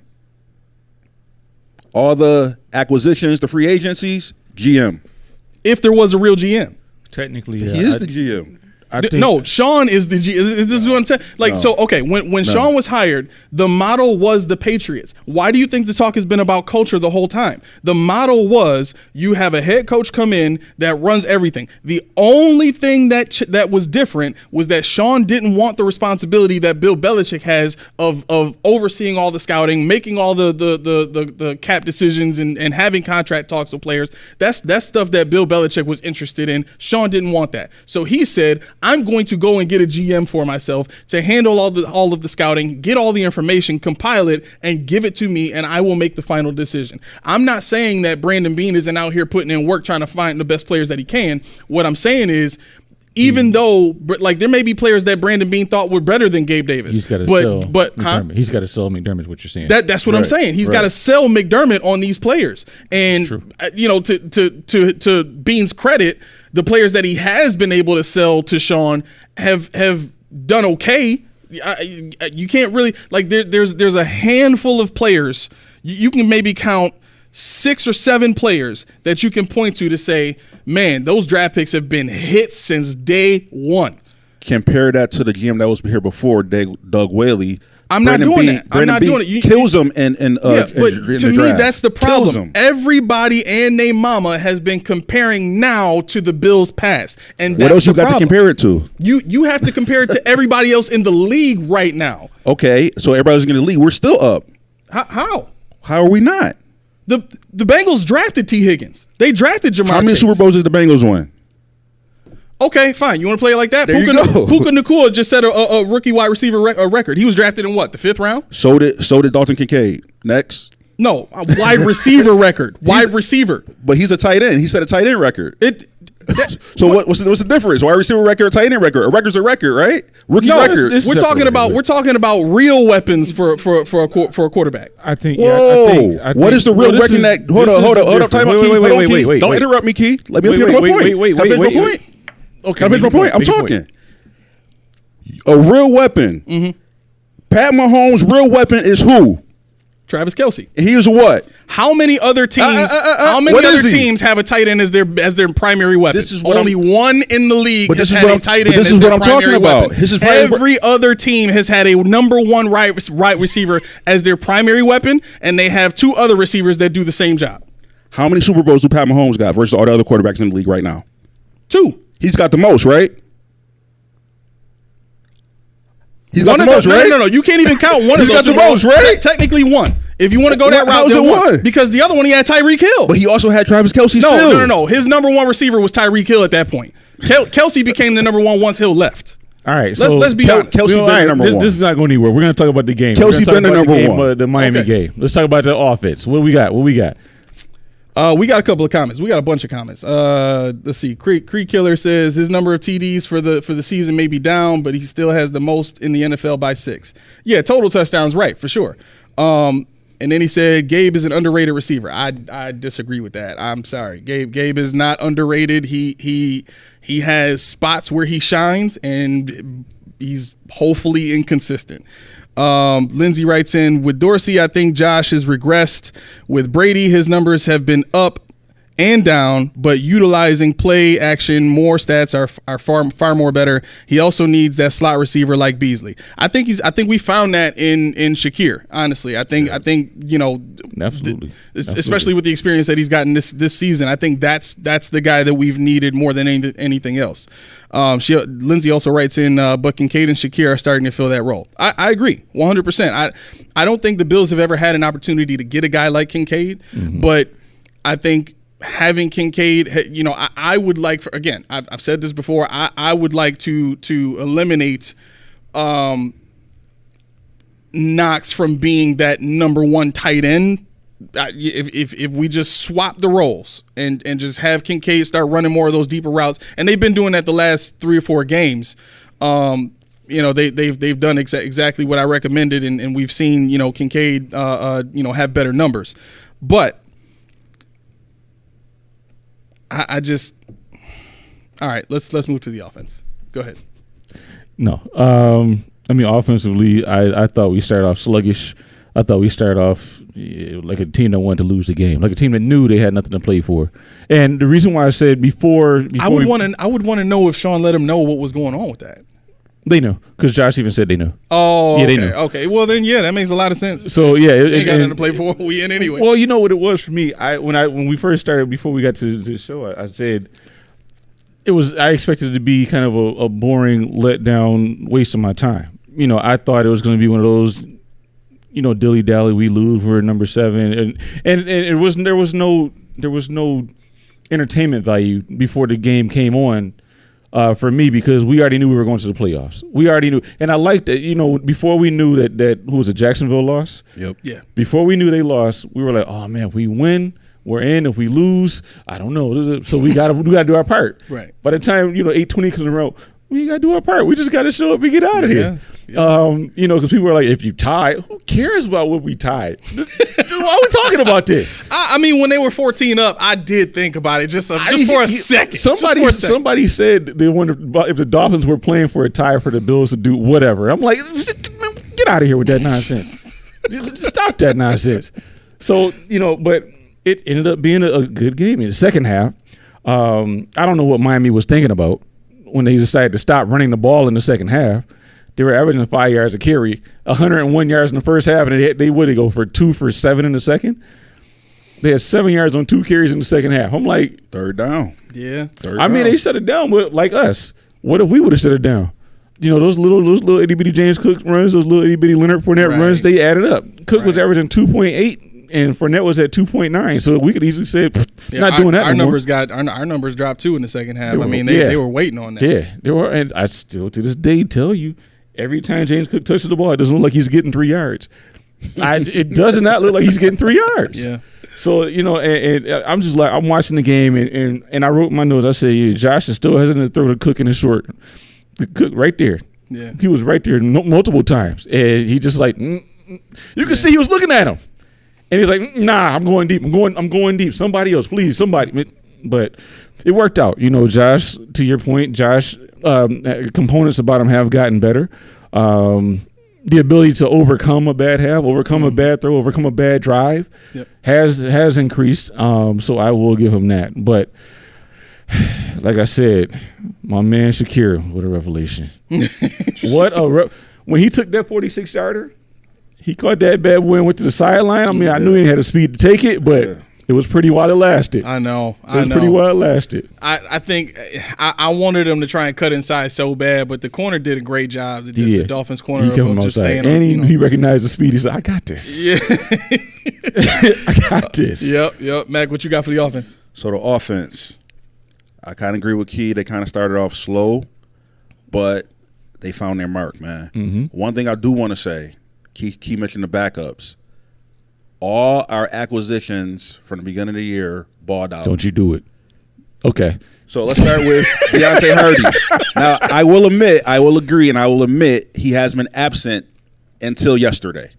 Pretty much, he's been absent. He has been. I think he has more catches yesterday all season. We can agree he's been absent since yesterday. But, however, yesterday, his punt return changed the game. Oh, you talking about that? That was the huge momentum swing of the game. 100%. But after that, I knew we were going to win the game. I saw the Dolphins' face. I saw the Bills' face. So, Deontay Hardy. Second of all, Trent Sherfield. When Playoff Dave went out. Now you pushing it. When he went now out. You pushing it. When Playoff Dave went out. He slid that in there. Gabe was like, I leave this gift to you. Right? He's probably got one of the best catches that the Bills got this season. That catch was unbelievable. A batted ball, enough confidence to track the ball and keep your feet in and come down with the catch. Awesome. What, he had 4 catches yesterday? What'd you say? He had 3 catches or 4 yesterday. Who? Sherfield. He had 3 catches for 24 yards. Yep. Yeah, I noticed some. Also, so Josh Allen. So second half, Josh. Okay. Your man only missed 8 passes the whole game. So he's got close to 80% completion rate, right? He's got all the receivers except for Sherfield was double-digit average. Khalil, 7.5 average, 6 catches, 105. Diggs, 12.4 average, 7 catches, 87 yards. Kincaid, 7 catches, 84 yards, 12.0. Deontay Hardy, he only had 1 catch, but it was for 12. Dawson Knox, 11. Like, he was throwing the ball at will to me, right? The Dolphins cannot stop the pass, which is one of the reasons why I think they stopped running the ball with Fournette and Cook because the pass was working so well. Yeah. He pretty much they couldn't stop it. You know what I'm saying? And then never mind, we talk about offense. I don't want to go to special teams. You want to roll? Go ahead. You want to roll? Bring no daggone kickers in this conversation. Offense played good, man. Like I said, even with all the acquisitions that we got, that hasn't showed up all year, but when it counted, them boys showed up. Yeah, no, I agree. I think, the one thing that I enjoyed the most was in the second half, and forgive me, my eye itches as I'm saying this, so I'm just going to go ahead and scratch and talk at the same time. As long as you don't fling it over here, we good. It's our podcast. We can do what we want to do. He might make me take my eyes off before I come in the house or something. So the one thing I really enjoyed about the second half is you saw Joe Brady do something that we used to see Brian Daboll do whenever Josh was struggling, which was give him a lot of simple underneath stuff to get him in rhythm. And Josh actually took it. And I think once you saw that, let me back up a second. I think part of it is Josh needs to be in a position where he understands, his mistakes, right? I think that's where Sean comes in because, Sean is going to knock him upside the head. Yo, what are you doing? What are you doing? Right? And then Joe's going to come in like the good cop and say, all right, we're going to start off with some underneath stuff. But here's the deal. If we and we all got to go back and watch the All-22, but if you watch that game closely, everything underneath was open. True. Everything underneath was open. Yeah. It's almost as if defenses know how badly Josh wants to go deep, and that's all they cover. Yep. Yeah. Right? And so in the second half, when Josh starts to hit all the underneath stuff, and they're like, oh, shoot, now we got to cover the whole field, that's when you start seeing guys wide open. Like you said this was it Friday, I think? You said the Baltimore Ravens just followed the Bills game plan that they had in week 4. I think that's exactly right. Like we started following our own game plan from week 4, in the second half, and it paid dividends. I mean, like Josh had, was it the team, or did Josh have like 200-something yards in the first half alone? He had it. On his own, right? Like rushing and passing? Altogether, he had over 400 yards total. That's insane. Rushing and passing. That's insane. No other quarterback is doing what Josh is doing. None. Even Mahomes. And then to your point, with that second pick, he had, I forgot who it was, he had him open in the short. Yeah, Gabe Davis ran the wrong way. This is the second time. Oh, no, yeah. No, the second interception. No, that's the first one. Yeah, he was rolling out. That was I forgot who was going this way. Hey, he was wide open. He couldn't, he didn't have enough on it. That's his thing. Wide open. But Wait. Oh, I don't know who it was, but they was coming out this way. You talking about that little flat route there behind the receivers that were blocking? Yeah. That was a tight end. It was Knox or Kincaid. I don't remember. Whoever it was.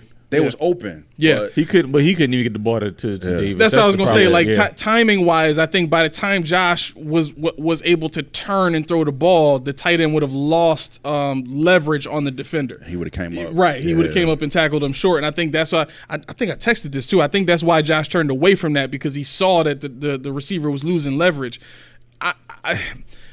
That's one of those times where, honestly, I think Josh was trying to throw it away. I think he was trying to throw it in the dirt.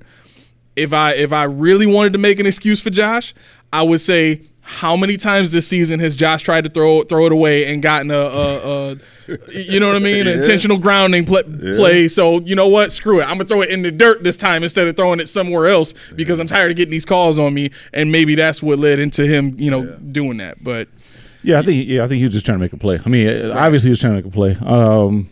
But that goes into Josh being the Josh that's locked in and I can do anything I want right now. Not saying that nobody's going to stop me and I can do anything I want, but in terms of, if I throw it, it's going to work out.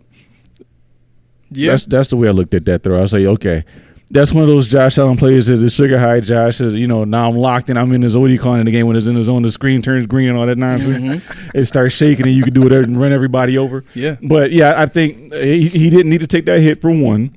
I can tell you, Christian Wilkins was out there for blood. I don't care what he said after the press conference last game. Buddy. That's my boy. Josh, I don't know about all that, but I mean, he smacked him a couple times. They rivals, man. Yeah. Every time if they continue to play this Bills and Dolphins, they still on the team, they will always be rivals. And they find each other in the game. He can't stand Josh Allen, dude. You weren't on the show at the time, but when we played him last, they asked him, Christian Wilkins, about playing against Josh. He's like, he's a hell of a player. Yeah, that's my guy. We just talk back and forth. Yeah. I'm like, and they asked Josh, did you hear what he said? He was like, yeah. He's like, he said you guys are buddies. He's like, I wouldn't say all that, but yo, did you pay attention to how he sprinted after Josh every time he took off? Yeah. Like he was running full speed, like I'm about to put a hit on this he went across the field and cracked him that one time. I'm like, Josh, get down. You got this 290-pound dude coming. You don't even see him. So coming. Then the fumble, the forced fumble. Christian Wilkins is not doing that with anybody else but Josh. It's not happening. But yeah, I mean, I'm telling you, Christian Wilkins made Osiris Torrance look terrible. Oh my God. Yeah, he made him look terrible again. But I liken that to rookie mistakes. Now the book is out on you. Now they know how to your counters, what you like doing as an offensive line, and they know how to count. Christian Wilkins is this close to being an All-Pro, this close to being a Pro Bowler. Did he do that the first game? Was it Wilkins on Torrance the first game in Week 4? Let's see. I don't know. Good question. Because now that you said it, he really was getting beat a lot. He was tearing out the frame. So I'm wondering, did he do it the first game? Like, did he not prepare, or did he switch it up? Did he like, all right, I did this time, now I'm going to switch it up this game. You're going to know what's coming. No, Torrance is better. He wasn't good, but he was better. He was better? He was better. But, yeah, I mean, he was getting beat on basic moves yesterday, and I noticed it. McGovern was getting beat on basic moves, which I noticed. Deion Dawkins and Spencer Brown. I'll give Spencer Brown a lot of credit because he showed up again. And I'm starting to look at him like, I don't want to be like McDermott, but I'm starting to look at him like, I don't want to jump all the way back in the bucket, but you about to make me jump in that bucket again. You know what I was just thinking about? Josh needs a DK Metcalf. He needs a big guy that is super athletic that can jump over people deep. Is that fair, though? Is that fair? That's what I want. I want people asking that question. Is this even fair? You got to qualify that with what quarterback doesn't need a DK Metcalf? No, well, I don't know. Like Tua doesn't need a DK Metcalf. Everybody can't throw it. Right. Like that. You know what I'm saying? But Metcalf with a 4-3, he can run over that middle, take it, and turn it up too. Yeah. That's what I'm saying. I think you being able to pair DK Metcalf with Josh, I just how can you with Diggs on the other side? Like how do you stop that? Would you let me ask you this? Mm-hmm. As currently constructed, Gabe can go. Yes. but look, if you got this too, because like think about each time that DK catches Put the him ball, off on the flute boy. No, he's fine. He's fine. Can I finish? No. Wow. Go ahead. Wow, producer getting chippy. All right. As I was saying, I think if we had DK, it would be good because like if you watch him throughout the years, like even DBs have trouble guarding him and trouble stopping him, and on top of that, it's like running into a brick wall because he is big and strong. Yeah, the dude's solid, man. And he's fast. Yeah. Remember that one play where I think Russell threw an interception and he ran from the other side of the field and he ran Buda Baker got straight caught. down and caught him. Who was there? Buda thought he had it, boy. Right. He was trying to celebrate and everything. Nope. I mean, it Took him makes back. sense. That's a creature. I would love that, man. It would never happen because I don't think we'll have the dough to pay him, but I would love that, though. Well, he's already under contract. My question was going to be this, though. My question was going to be this. Let's say, for some, let me see. Lindsay writes in Diggs, Metcalf, Kincaid, Shakir, Knox. That would be a dream team. 100%. That's all I'm trying to build in Buffalo is a dream team. That is all I want, Lindsay. That's Knox, it. You know that, right? Huh? You saying she said Knox. You know that, right? I'm fine with that because Knox is going to be a blocker. He's a blocker anyway. As long as you include Knox in that fine. dream team. I'm He's cool a fifth alternate, my man. Yeah, or T. Higgins. He's in there. He's a fifth alternate. He's in there. Okay, you can miss me with all that. Or T. Higgins. Yeah, I definitely would take T. Higgins too. But I want to ask y'all this: if acquiring DK Metcalf meant giving up, let's see, the value to the team, you're probably looking at least 2 first-round picks. And you know what? Let's make this deal. Let's find out what it takes to make this deal, right? Because I think you're going to have to give up 2 first-round picks regardless, right? Are you able to function knowing that? No, you can't. Okay. So we can have a conversation now. 2 first-round picks.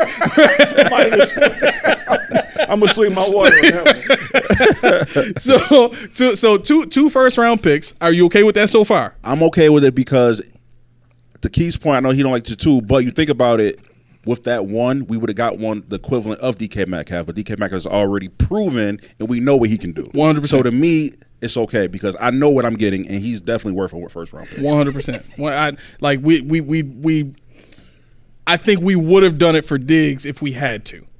I just don't think he had as much value for the Vikings because they already had Adam Thielen at the time, and he was still a superstar. So, 2 first-round picks. Let's say they want Gabe Davis. Fine. I'm fine. You take 2 first-round picks and give it to Gabe Davis? I'm trying to be courteous here, okay? I'm trying to be as nice as I back can. in the conversation. But let's say we send that offer, and they say to us, no, we want 3 first-round picks. Wait. What if you say and Gabe Davis? Wait. What if you say I got 2 first-round picks for you, cash money? What you got? Can't do it. We got throwing Gabe Davis for us to bite on that. I'm like, are you serious? Either playoff Gabe or nothing.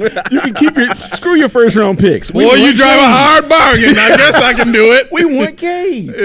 I'm like, why? 3? So what if they came back and said, Gabe Davis is good.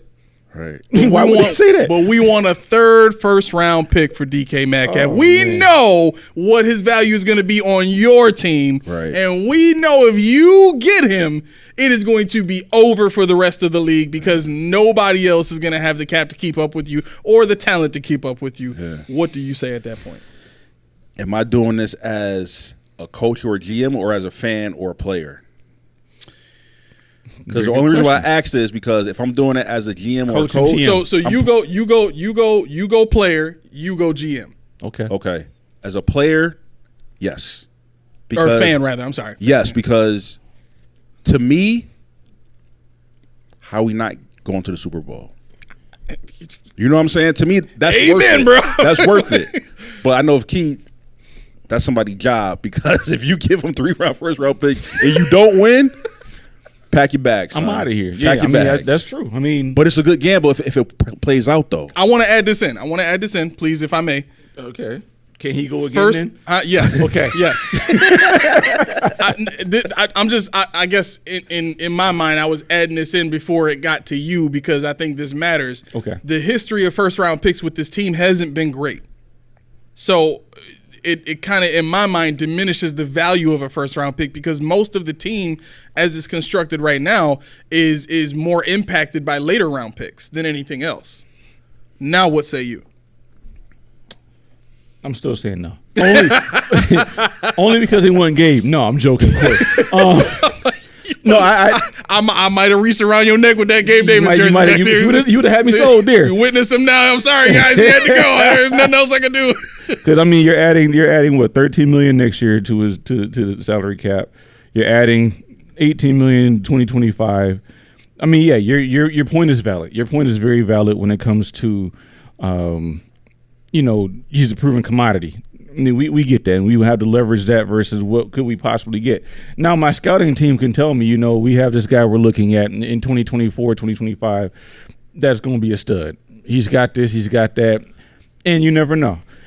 My thing is, if I'm giving you 3 first-round draft picks and then – and a wide receiver I wasn't going to sign in the first place. Well, true. But I see that made me think. I'll be like, you won 3 first-round draft picks. Man, get that. Wait, huh? You say, what you say? but I mean, my thing is I'm sitting here, I'm like, okay. DK, and I hate saying this because I don't want it to happen, but he pops his knee. And DK now Metcalf? I'm out. Yeah. He pops his knee or something like that, and you gotta factor things like that in the cost. We would have 2026 would be his unrestricted free agency. I don't know what my money's gonna look like in 2026 because it doesn't look good. It doesn't look good right now. You don't know what you're gonna do in 2025. We have to look at who's gonna be available potentially in 2025. So, like I said, I wouldn't do it because I am betting on younger, cheaper talent. But I can see why. Especially as a fan, right? You want your Madden squad, you want your ultimate team on the field. Oh yeah, and I do too. But you got to kind of see, the intertwining. How would Metcalf fit in this offense? Would he be happy? Would he function with Josh? What would he? What does he expect in Buffalo? And I obviously I tell you guys, I don't know the Seattle Seahawks like you guys do, but I just don't know what he would do to besides the speed to take the top off the defense to warrant taking that much of a cap hit from me. Would you do it for 2? 2 first? Yeah. No, I don't think I'd do 2 first. I do draft picks. I do a first and maybe a first, second in 24 and a second in 25. Okay. Something like that. Okay. Wow. Okay. Yeah, I mean, I get it. I 100% get it. I think my stance is unchanged. And actually, I'm sorry, I misspoke. He's a $30 million cap hit in 25, and 24. Okay. It's chilly over here. Yeah, it's about to get colder. No, I think when it comes to procuring talent for Josh, especially at this stage of his career, I think we need to make sure that we're putting guys around him that we know can get the job done. If there are later round picks who just happen to blossom and it's kind of like, a coincidence, then, I'm cool with giving those guys a shot. I just think in terms of, trying to draft guys to help Josh at this point of his career might be too much of a heavy lift going against the competition that we're going against. I mean, you got to keep in mind the Jaguars are still coming. That team is still young. They've got the money to re-sign Calvin Ridley if they really wanted to, and they have the opportunity to add to that offense if they really wanted to. That offensive line is only going to get better because that's what Peterson likes to invest in. That's what he did in Philly. And you couple that with the way that Trevor Lawrence can play when he's not injured. See the year before where they won several games straight to make the playoffs, and even played well in the playoffs. I think they won a game in the playoffs too, if I'm not mistaken. You got teams like that are coming up in the AFC. I see it. I think for me, the emergence of Kincaid and Shakir kind of offset that for me. You know, I see Diggs and I see what they're doing now. Give them another year with maybe Joe Brady, another year with Josh Allen. And I mean, sky's the limit. I mean, you're talking about what, 4,300 yards passing this year, 29 touchdowns, which is down, but we can get that up again once we get our offensive coordinator solidified and stabilized. But if you're telling me I can have Kincaid, what did Lindsay say? She said without Metcalf, she said Knox, Diggs, Kincaid, Shakir, and Knox. And then you say Malik Neighbors or somebody like that with your draft pick this year, or Keon Coleman with your draft pick. Like I think it was you that said this when we were having the conversation about who's the receiver for Ohio State. Oh, Harrison? Marvin Harrison Jr. There's still no guarantee that those guys would do well in this system. No, I know, but kind of what I'm getting at is, are they better? Sorry, Mel. Are they better than Gabe? That's kind of what I'm getting at. Are they going to offer you something that's different than what Gabe offered you? Because, like I said, we know what Kincaid and Knox and Shakir and, you know, we still got Shorter who, for whatever reason, he's not ready yet. But Diggs for another year or two. So they're proven commodities. And if you have those 3 or 4 coupled with the rookie in Neighbors, or, I mean, you're not going to get Harrison, but, you know, a Dunzy or whatever, I get it. I get what you're saying, but for me, it's like we already have this nucleus. Just improve that enough. That word is the one right there. You heard it too. But that word is the reason why. No, see, that word is the reason why Gabe got to get his out of here because I need to improve enough. Yeah. And what I'm saying when I say enough, and you're right. He's not terrible, but what he does, I can improve on pretty simply. I think you can get but younger and cheaper. What I'm saying is, he shouldn't have been here. He shouldn't have been there in the first place. Well, he shouldn't have been there. But playoff Gabe is his. Thank you, the 4 touchdown. My point is this. There have been plenty of other positions on this team where they've said he's enough for right now. He's enough. Levi Wallace was enough. We don't need to go further. Levi Wallace is doing a good enough job. That's when you're going to use. You could have said all them other names. Levi Wallace, number 29. You're right. I'm not diminishing your point, but see the difference between Levi Wallace and the 4 cornerbacks we had last year. You're talking about Cam Lewis, Saran Neal, Tre'Davious White with 1 knee, versus. Look what they're doing on the offensive side. I mean, there was no explosion. There was no explosion on the defensive side. You needed talent. You needed Rasul Douglas. But on the offensive side, you already got these established. And Kincaid, the sky is the limit. Yeah, but I could, if I really wanted to go and get the stats and study this, I could make a case that the only explosive guy that we have right now is Shakir. Diggs is a route runner. He is a technician. He will beat you with his feet on the ground. I don't see him jumping over nobody for a 60-yard pass and like he's not doing that anymore. He did that maybe 2 or 3 times that I can remember in Bills history, right? Where he jumped over a guy and got the ball and made a big play down the field like that, right? I want to see these stats. How do you get that? Is that next gen? The jump over stats. No. Well, I just mean how many 60-yard plays does he have? I'm just messing around. So from what I've seen of Shakir, he's got the speed, he's got the jumping ability. Like, he has an explosiveness to his game. I look at Kincaid, I see a smoother tight end version of Stephon Diggs, to be honest. Not explosive, but just so technically sound and so efficient that he's going to beat almost anybody he goes against, right? I don't mind having those guys. Those guys are perfect for a West Coast type of offense, in my opinion, right? But when you have a quarterback that begs you for a vertical game, and you don't give him vertical weapons, I see what you are handcuffing your best weapon. That's like if Randy Moss is available, you got to give him the Josh. Moss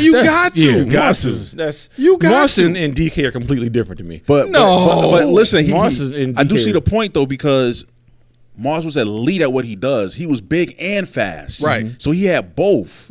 So like, you get somebody who can Double team. Who cares? Right, he gonna jump over him like Calvin Johnson was doing. Like I even see one guy. Calvin And Johnson triple those team. are- Like who cares? Those are the Like, guys. Yeah, I don't put DK in that category. I don't put him there. you don't He's put got him a with, like, 60%, huh? You don't put him. I put him up there with like Larry Fitzgerald. Larry Fitzgerald was the same Well, way. yeah, but I don't put Fitzgerald with Megatron and Moss. Yeah, I mean, that's tough. I mean, Well, if- he was okay, physical, but he didn't have the speed that those boys. That's- had. That's what I'm Yeah. saying. DK has the speed that those guys Right, have. and I still see DK Metcalf as with 7 fumbles and a 60% career receiving percentage. So, I mean, But if you're giving me, That's not Josh, though. That's Huh? what I'm saying. That's Like, not with Josh. Yeah, but he's still dropping balls. Is my thing. Yeah. That's the thing. You drop.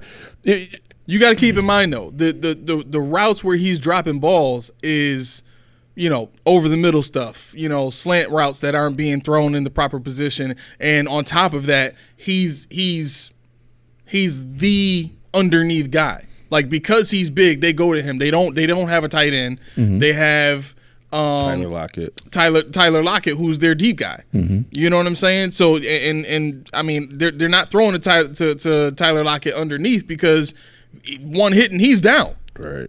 You know what I'm saying? So you're depending solely on DK Metcalf, who's seeing probably double, triple coverage to begin with, and he's getting all the underneath routes, because who else are you going to throw to? Your offensive line is not giving you time to stand back there and throw it deep anyway. So he's not even running the routes that he can excel at. That's what I'm saying. Because they need him to take the grunt of the over the middle stuff. See, that's the thing. So you're And- saying here he wouldn't have to do that. You could just let him fly. But that's the thing. In college, that's what he did too. Oh, He was over middle guy. stuff? Yeah, he was over middle. He was catching short, taking long. That was his thing. AJ Brown was a deep threat. He was the guy that spread the field. I mean, when I look at DK Metcalf, and like I said, it's a AJ Brown is unhappy in Philly. I don't want that here, boy. Oh boy. Why You don't not? want AJ? No, I don't want that here. I You don't, crazy? why Are are you you crazy? Nah, huh? My voice went way high on that one. No, I mean the talent, yeah, but if Buffalo is tired of Diggs diva, they ain't seen nothing until they see AJ Brown diva. I'm You don't okay want with the, that. you don't want the though. off the But- field crap. Well, Yeah, but what off he's the field on stuff- the field? His stuff is on the field. Yeah, but And I look know what the you're team okay is with doing. that. Look what the team is doing. Like, there's a big difference between him being that way when they winning because he ain't getting the ball as many times as he want. But Steph Diggs is the same way when we ain't playing good. He's the same way. I wouldn't say it's the same because, like I told you, it's team versus AJ Brown right now. Yeah, but okay, that to me is a reflection of the leadership there. Like, everybody for the last 6-7 weeks has been saying to the press, we're not playing the way we need to play, and then you got your quarterback saying that guys aren't committed, and then you got your head coach saying that he's talking about commitment, he's talking about focus, he's talking about the team ain't playing the way it's supposed to be playing. He's sitting there trying to put it on himself so that everybody can start paying attention to him and not to what his players are saying. But it started with the quarterback. The quarterback had no business saying that guys are just not focused right now. Wasn't AJ Brown starting to be vocal in Tennessee too?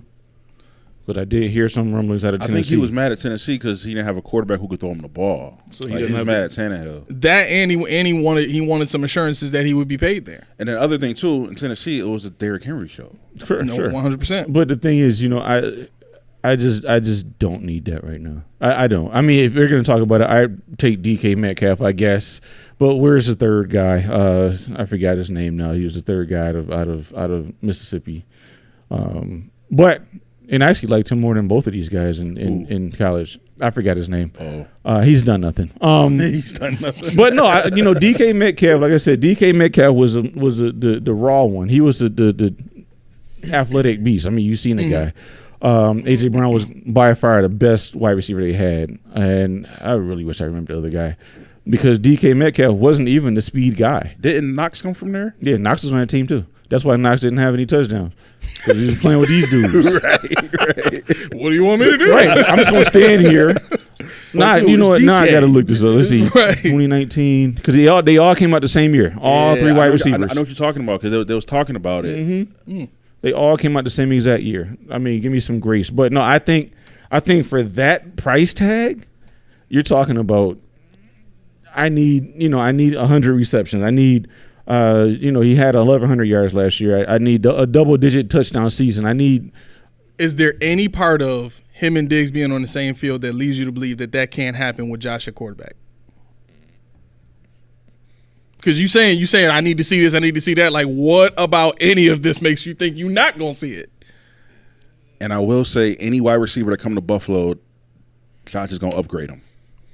Anybody, I don't care who you is. So let me ask you this: if those numbers were guaranteed, What's that?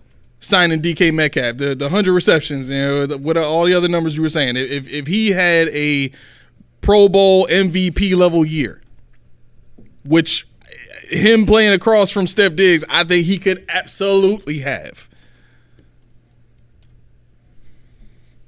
Would you take it? With 2 firsts and something else? I'm still not there. Really? I'm still not there. Even though the Bills have historically not been great with first round picks. I'm still not there. I mean, I'm just not there. I'm not. I mean, I can't. I'm not gonna move. I can't move. Wow. I know. Wow. I know. All right. It is hard, but I look at it like this: if I can get a bowl, then it's all worth it. Like it's all about the ring. That's what I'm I don't saying. care how much man. it costs me. If I got one, That's it. Hey, that's all that matters. it was worth it. I don't care about trying to be, consistently competitive for the next 10, 15 years. I just want a ring, man. Right, I just want one. Like I'm people who are trying to build a team to consistently compete for the next 10 years, they're building a business. That's really all. You ain't really trying to win. You're trying to build a consistent business. Listen, I got a question. Let's just say we did win this year. We got a ring. What's your next? Where do you go from next? Like, do you really care if you want? Do you want to be the franchise that have the most Super Bowl rings? Like, I don't know, man. Like, I just want a ring so bad. Like, I don't really care when we get the next one. Right. Would you, Key? If we never got another one after that, would you want to be like the team we are now, right? Where we're consistently, and we're going to be a playoff team. We're going to be in the shot. We might not win it, but we're going to be there. Versus they won a Super Bowl, but they're going to be just a whatever team for now on. Or do you want to be like consistently, we got the ring, but we consistently in the playoffs like the Chiefs? I want that. You want that? That's what I want. Would you be okay not winning 4 or 5? Like, I mean, we ain't got one right now, but that's what we saying. If you got one, and let's say Josh got 8 more years. If he get one, would you be upset if he doesn't get another one in those 8 years? I would. You would? I would. Okay. I would. Would you? I think I'm gonna steal your words. I think it depends on how it happens. Okay. Hey, that's big. That's big. No, you're right. Like I think we just connected on that level now. It depends on how it happens. I hate both y'all equally. But Real talk, man. Like, if there's a playoff game and we lose because of a botched call, that's gonna hurt. Yeah. I can't fire everybody for a botched referee call. You know what I'm saying? But if we lost because of our own stupidness, that's something different. Yeah. Yeah. and just look at this for size. Okay, AJ Brown, DK Metcalf, Braylon Sanders, Elijah Moore, Dawson Knox, Scotty Phillips. These are all guys that got drafted that year. Elijah Moore. Wow. This is who Jordan Ta'amu was throwing to. Wow. I mean, come on now. come on now. I mean, what, DK Metcalf had 26 receptions, 569 yards, 21.9 a catch. Where are we at? AJ Brown, 85 receptions, 1,300 in college. 85 receptions is perverse. Antonio Brown had like 130 or something, in college, and that's the record. Oh my God. Wow. But I mean, this is where Dawson Knox came from. This is where Elijah Moore was 36 receptions, 398 yards. That team was nice. Dang. Yeah. We didn't talk about defense at all. We didn't talk about defense. No, we did not. No, we did not. Let's bust this out. Come on, let's bust this out. Oh, we gonna go longer? Okay. Let's bust this out. It is what it is. Yeah, we're good. T, I'm good. I'm good. Okay. T, send him home. What? You over there mumbling. Right, what'd you say? T, send him home, bro. Send him home. Yes. What, you getting tired over there? I just joined twice, man. Wow. You got to do better, man. You on vacation. This man has had a month-long vacation from school. He's been refreshed. That's a whole 30 days. I've never heard of that before. Maybe because I didn't finish college. But Well, I mean, normally his head will hit the table or, That's true. That's true. We You haven't heard need no- some cold brew none over of there? You need some cold brew? I'm bringing my presence ever again. So defensively, what you guys think about that? What was your takeaway? All right, so defense for me, they did really good except for one quarter, man. Second quarter. First, second, and third, no points whatsoever, not even a field goal. Oh, yeah. Yeah. Like, they was playing, man. Now, I didn't get the pressure that I wanted to get, but they stopped the pass. For the most part, like Tyreek Hill got a couple, but not a lot. I knew. And with the injuries, with I'm be honest with you, I got super nervous when Razoo went out. I'm like, oh no, like Tyreek about to eat us up. You were like, is it Kyer? I'm like, nah, I forgot about Dane. Dude, I was like, oh my God, he about to eat us up, but it didn't happen, man. Them boys was like, nah, we got it. Yeah, I wasn't worried. Next man up, man. We got it. The only thing to that I wasn't worried because, like we talked about, like I said last week, I didn't care what the pressure they got on Tua was. I cared about knocking the guys off their timing. Yeah. And as long as if you press, as long as you bust, get him off his route, even that milli inch or whatever, it was going to be huge. And against the Dolphins, everything has to be perfect for their offense to work. Yep. Now that little opposite of what we run, that your favorite run play, they were destroying us with that run. Yeah, with that with little fake. And and the 4.26 and even the one up the gut that they were doing. Mm-hmm. Yeah. They killed Baltimore with that, and they knew. I mean, we just didn't have the speed. We don't have the discipline yet at linebacker, especially with Balen Spector, to deduce and identify when that play is going to happen and where they need to be, what their mark is. They held up pretty well, though. They did hold up pretty well. And the two picks, though, when I saw Benford, I'm like, okay, I could see him playing safety all day. Yeah, I can see it on that play. I can see it definitely do it. And then again, Taylor Rapp acquisition. When we needed him, he showed out. Boom, got us the game sealing interception. Yeah, defense was really good, man. Really good. Yep. Yeah, it seems like Sean McDermott's calling card is safeties. Corners that play like safeties. Mm-hmm. He was a safety. He's coached. I think that has shown its value. You know what I mean? So if we can point to what Sean McDermott does best, it's that. It's taking corners that have the ability to play strong zone coverage and teaching them how to make, reads in his defense and kind of be ahead of the curve in terms of how they read offenses from the positions that they're playing in his defense. And I mean, listen, say what you want about Josh Norman. T writes in, "Hey, we desperate. We will take half a ring if possible." That would be a tie. Yo, that's real. That's real. Let's just give me a few of them diamonds on that bad boy. I'll take. Oh my God. Yeah, man. But yeah, I think. Wait, what was I talking about? You threw me off, T. She'll do that sometimes. You're talking about Josh Norman. Yeah. Say what you want about Josh Norman, but he was very productive in that system, and that was his calling card, as being able to play the corner position like a safety. You know what I'm saying? And so you look at what Benford has been able to do. I don't want to lose his ability at the corner position, but how can you put him ahead of what you have in Elam and Rasul Douglas? And Elam's been hurt this season, so in my opinion, that's the reason why he hasn't really gotten a shot. But I just think, man, like the ability to play man and zone with those guys. And yeah, Elam's still got to develop in that area. But I mean, if there's one guy that would be able to get him to be able to play corner like a safety, it has to be Sean McDermott. That's been his specialty. So Lindsey writes in, Dane Jackson was great.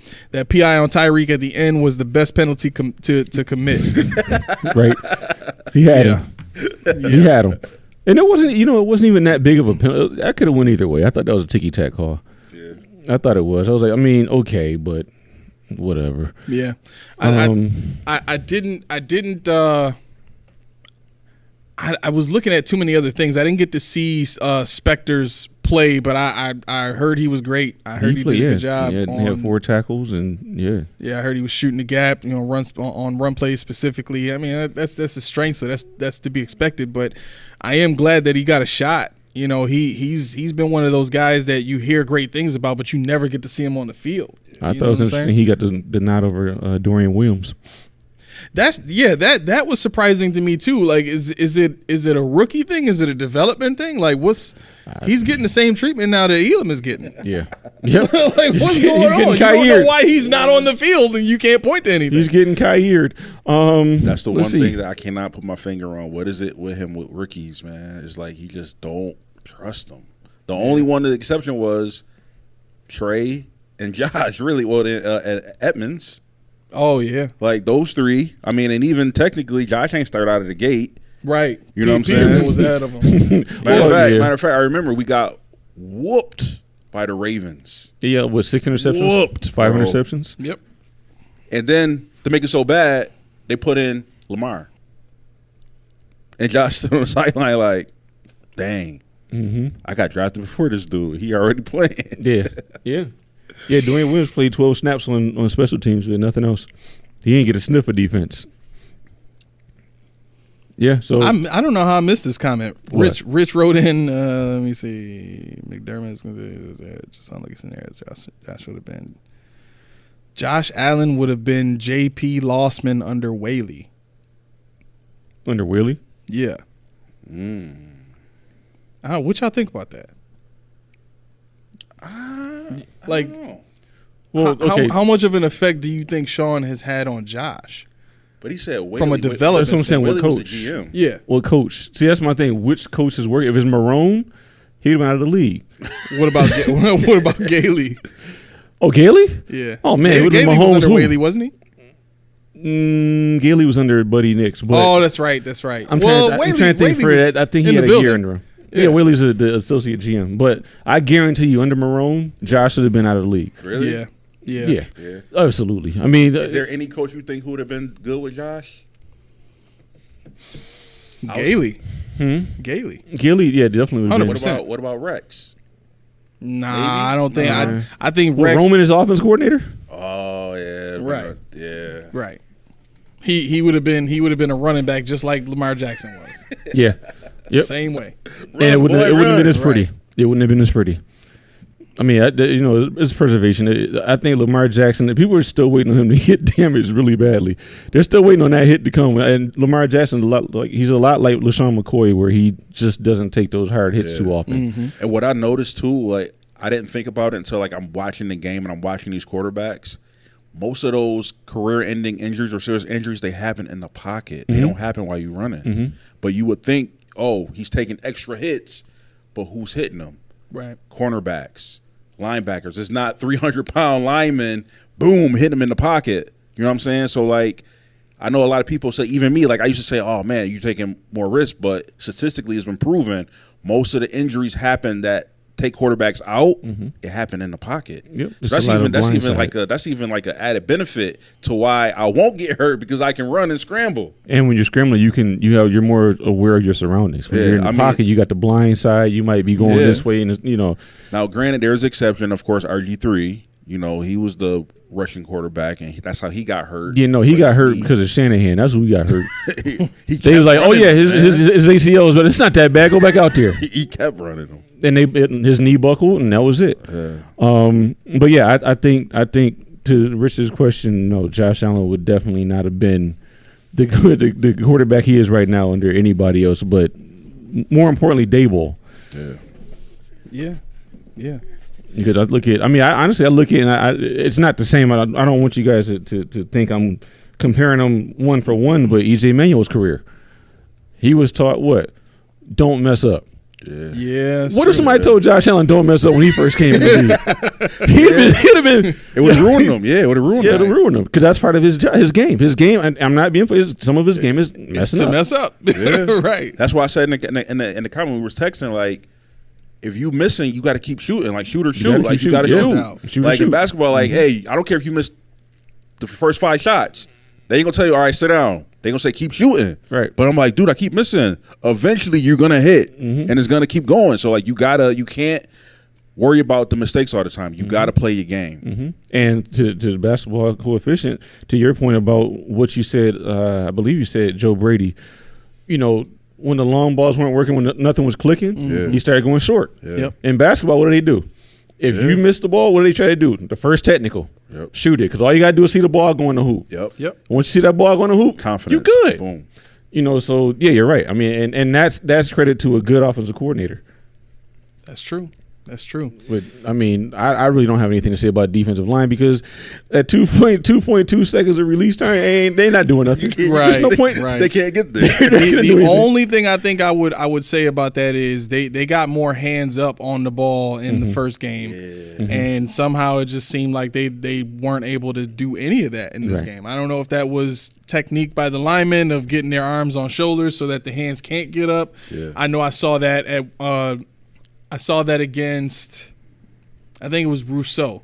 The lineman got his hand over on like I saw it during the replay that they were showing. They showed it closer up. Rousseau was going in, and the lineman got his hand over Rousseau's shoulder. That would prevent a guy getting his hand up. But that was the only thing I really wanted to see more of, because it's like you go into the game, you know you're not going to get to them the way you did before. They're going to scheme their way out of that and protect the quarterback. Right. But at the very least, get your hand up getting away. Right, You know what I'm saying? Right. And I will say that they did force 5 punts. Yeah. And only one of which was inside the 20 out of 5. Oh. However, You smiling way too hard. My man Sam Martin had 1 punt, Oh, my God. but it was in the 20. There you go. Complimentary football. Yittity. Hey, would you sign Sam Martin next year? I've never seen him smile like that ever in my whole life. There was such a level of joy and mischievousness on his face in that same smile. Oh, my God. Is Sam that a asking word? for? Mischievousness? Mischievous? If you wanted whatever. to be. But what are we asking for? Sam Martin, would I sign him? devious. Probably not, but Oh, I mean, he's you want been something pretty better? bad. Huh? You want something better? He's been pretty bad. And punters, they come with dime a dozen. You can for cheaper. You can get one off Yeah. the street? Probably. Yeah, this dude just makes draft one. he's like one of the top paid punters in the league. Is he really? Yeah, it's terrible. Dang. Yeah, so he can kick rocks. Right. Literally. He can kick Punt rocks. this. You gotta go. Okay. Yeah, there weren't any field goals, so we didn't have to worry about that. So Called it too. I said it's gonna be no field goals, man. I thought it was gonna be higher, but I think you take them turnovers away, because if that first turnover Gabe went the wrong way, that's points right there. I think that's 7. So that would have gave us 28, and then the other interception that would have been 35 right there. Let's park on this though. Did Gabe really go the wrong way? I think he did. Yeah, 100%. So as a wide receiver, when I used to play wide receiver, right, when you come out of your break, when you turn your head, the ball's supposed to be there, right? So if I'm turning, I'm going this way, I'm just expecting the ball. He went this way, and as soon as he turned this way, Josh Allen threw it that way. Right. See, yeah, So I my think he thing turned is the wrong way. it was an option route, I think, and I think the fact that the cornerback chucked him, when the ball came out, and Gabe didn't have a chance to really evaluate anything. He just went on with a route, whatever he thought was best. I don't know what the coverage was in the middle. I think Josh just threw it too quick, because someone on a broadcast even said Josh never even looked over there when he threw the ball. He said because they blamed Josh for that throw. They said had he looked at the leverage, saw him break. him break. Look at the leverage, because the leverage was to the inside, and he just threw it where Gabe was, as opposed to where he was supposed to go. So, I mean, I have to look at it all 22.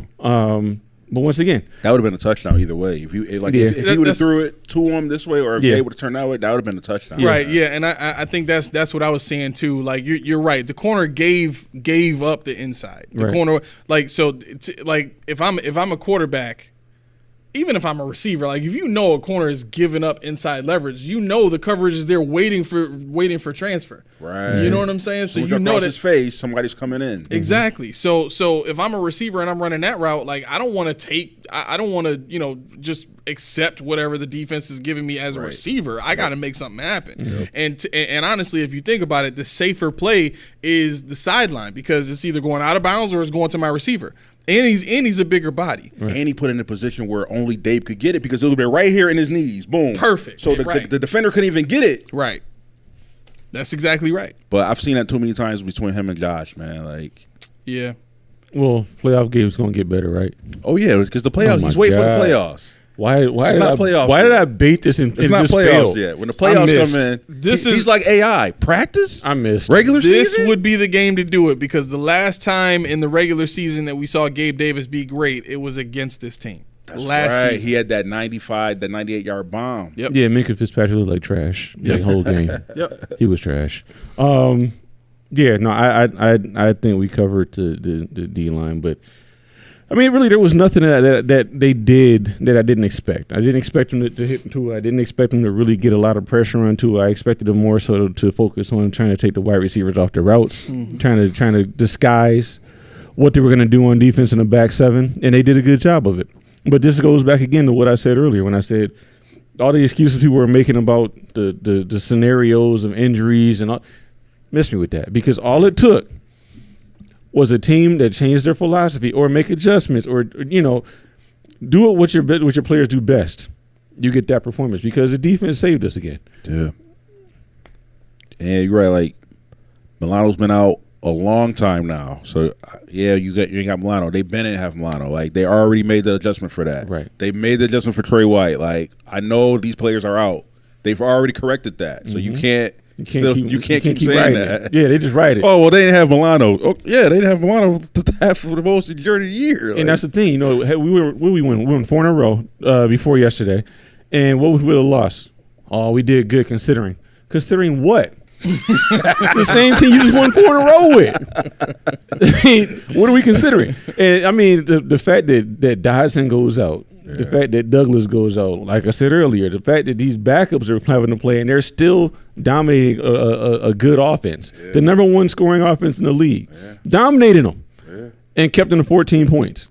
That tells you, leave those excuses in the past. 100%. 100%. Do you think that? So we were 6-6, and we just put off 5 in a row. Do you think it stops? Do you think we keep going? Like, how deep do you think this team could go? Do you think this team could compete in the Super Bowl, or you think it's another AFC division? Well, that segues perfectly into what I want to get into before we get out of here. Go ahead. Let's go through the bracket. I mean, we might as well, right? If we're talking about can the Bills do it, and you guys tell me what you think about the win-loss and who's taking it and all that, right? First game up is I don't know who they're going to show, but first game up is Buffalo versus Pittsburgh. Who you got? I'd be pissed if Buffalo don't win that. Yeah, especially you at home too. It's the first one. Right. Yeah, I just don't. Yeah, I don't value them as a team. Okay. Next game is let's see. We'll say KC and Miami. Miami's in KC, 10-degree weather. But this should be the game that Jalen Waddle comes back in. Raheem Mostert should be able to come back in this game. Is Mahomes playing? Yes, Mahomes is playing. Okay. Oh, he's hurt? Mahomes got hurt? He didn't play last game, and I don't think to me it's like Josh. Like, he's probably playing hurt, but he's not going to take himself out. Gotcha. Like that's not going to happen. No, he with those two players, like, Yeah, he he even definitely straight told Andy Reid, like, I'm not coming out the game. Mm-hmm. You know what I'm saying? So Right. I still take I take KC there because of Miami's away record.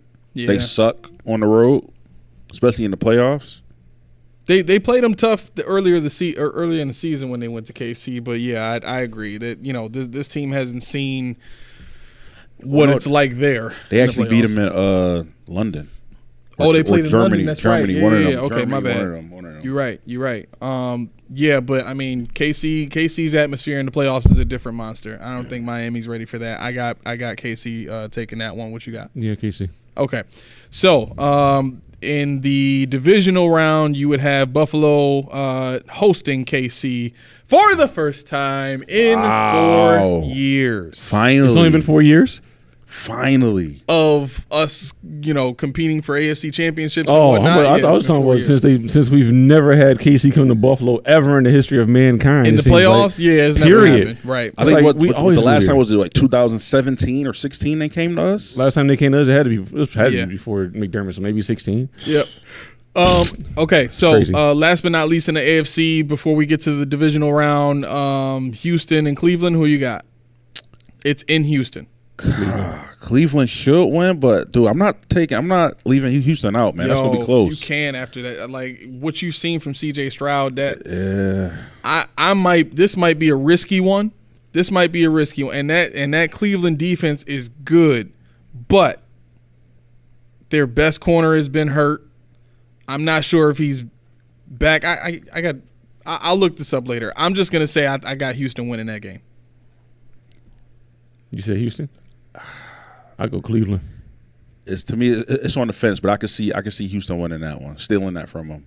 Cleveland should win, but I can see Houston stealing that win. Yeah, I think the injury bug that Houston had to endure, mostly offense, unless Devin Singletary is going to take over the game, and if he does, my house will be no more. Is Tank Dell out for the year? He's done. He broke his leg. Yeah, Tank Dell is out. I mean, but Houston's run game has been like, aside from Singletary doing what he's been doing this season, Dameon Pierce has not done much at all this season, and they've been in a lot of games where they've had to throw their way to a win. Nico Collins, so basically, if Nico Collins could get off, but if he can't, if Nico Collins can get off, if Brown can get off, Noah Brown can get off, fine. Yep. But you talking about that D-line coming at a rookie? Yeah. Myles Garrett, he's going to have to take another drug test, I'm sure, because he's going to have his sleeves off and they're going to get him. So I think Houston has an underrated offensive line, though. They still got Larry Tunsil, top 5 left tackle in the league. I mean, they got some boys there. Pro Bowler. Right. Willie Anderson has been a great rookie this year as a pass rusher. I think it's more an indictment on a rookie quarterback that hasn't been there before for me, versus the defense that what are they top 3 defense? No. Statistically, they're number 1 offense. They're number 1. Yeah. So even worse. Okay. Yeah. Even worse. So the number 1 defense going against a rookie quarterback without all of his tools that he was comfortable with this year. Yeah, I'm going Cleveland. Okay. All right. You want to just put Cleveland in there? Matt, whatever. Yeah. All right. So according to this, Cleveland goes to Baltimore in the divisional round, and the Bills are hosting KC. Okay. Who's taking that game between Baltimore and Cleveland? I'm gonna say Cleveland, bro. They did beat them at home earlier in the season. Listen, for some reason, Baltimore struggled against teams in their division. They lost to Pittsburgh twice. Meaning the last one was backup, so they kind of get a pass on that one. But the first one, Lamar played, and they lost. They only put up 10 points. I don't know what it is, but they don't play their division rivals good, man. Right. Yeah, I'll as much as I like Lamar, I just don't. What? I don't feel like Baltimore is a good playoff team. Wow. And I could see that being an upset. So I'll throw.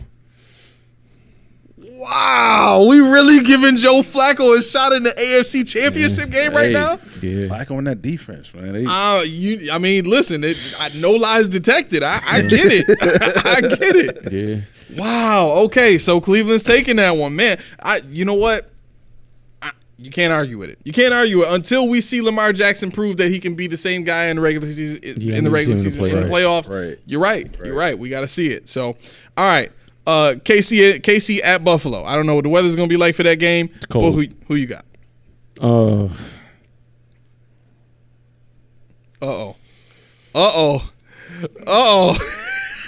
I wasn't supposed to ask you first. My God.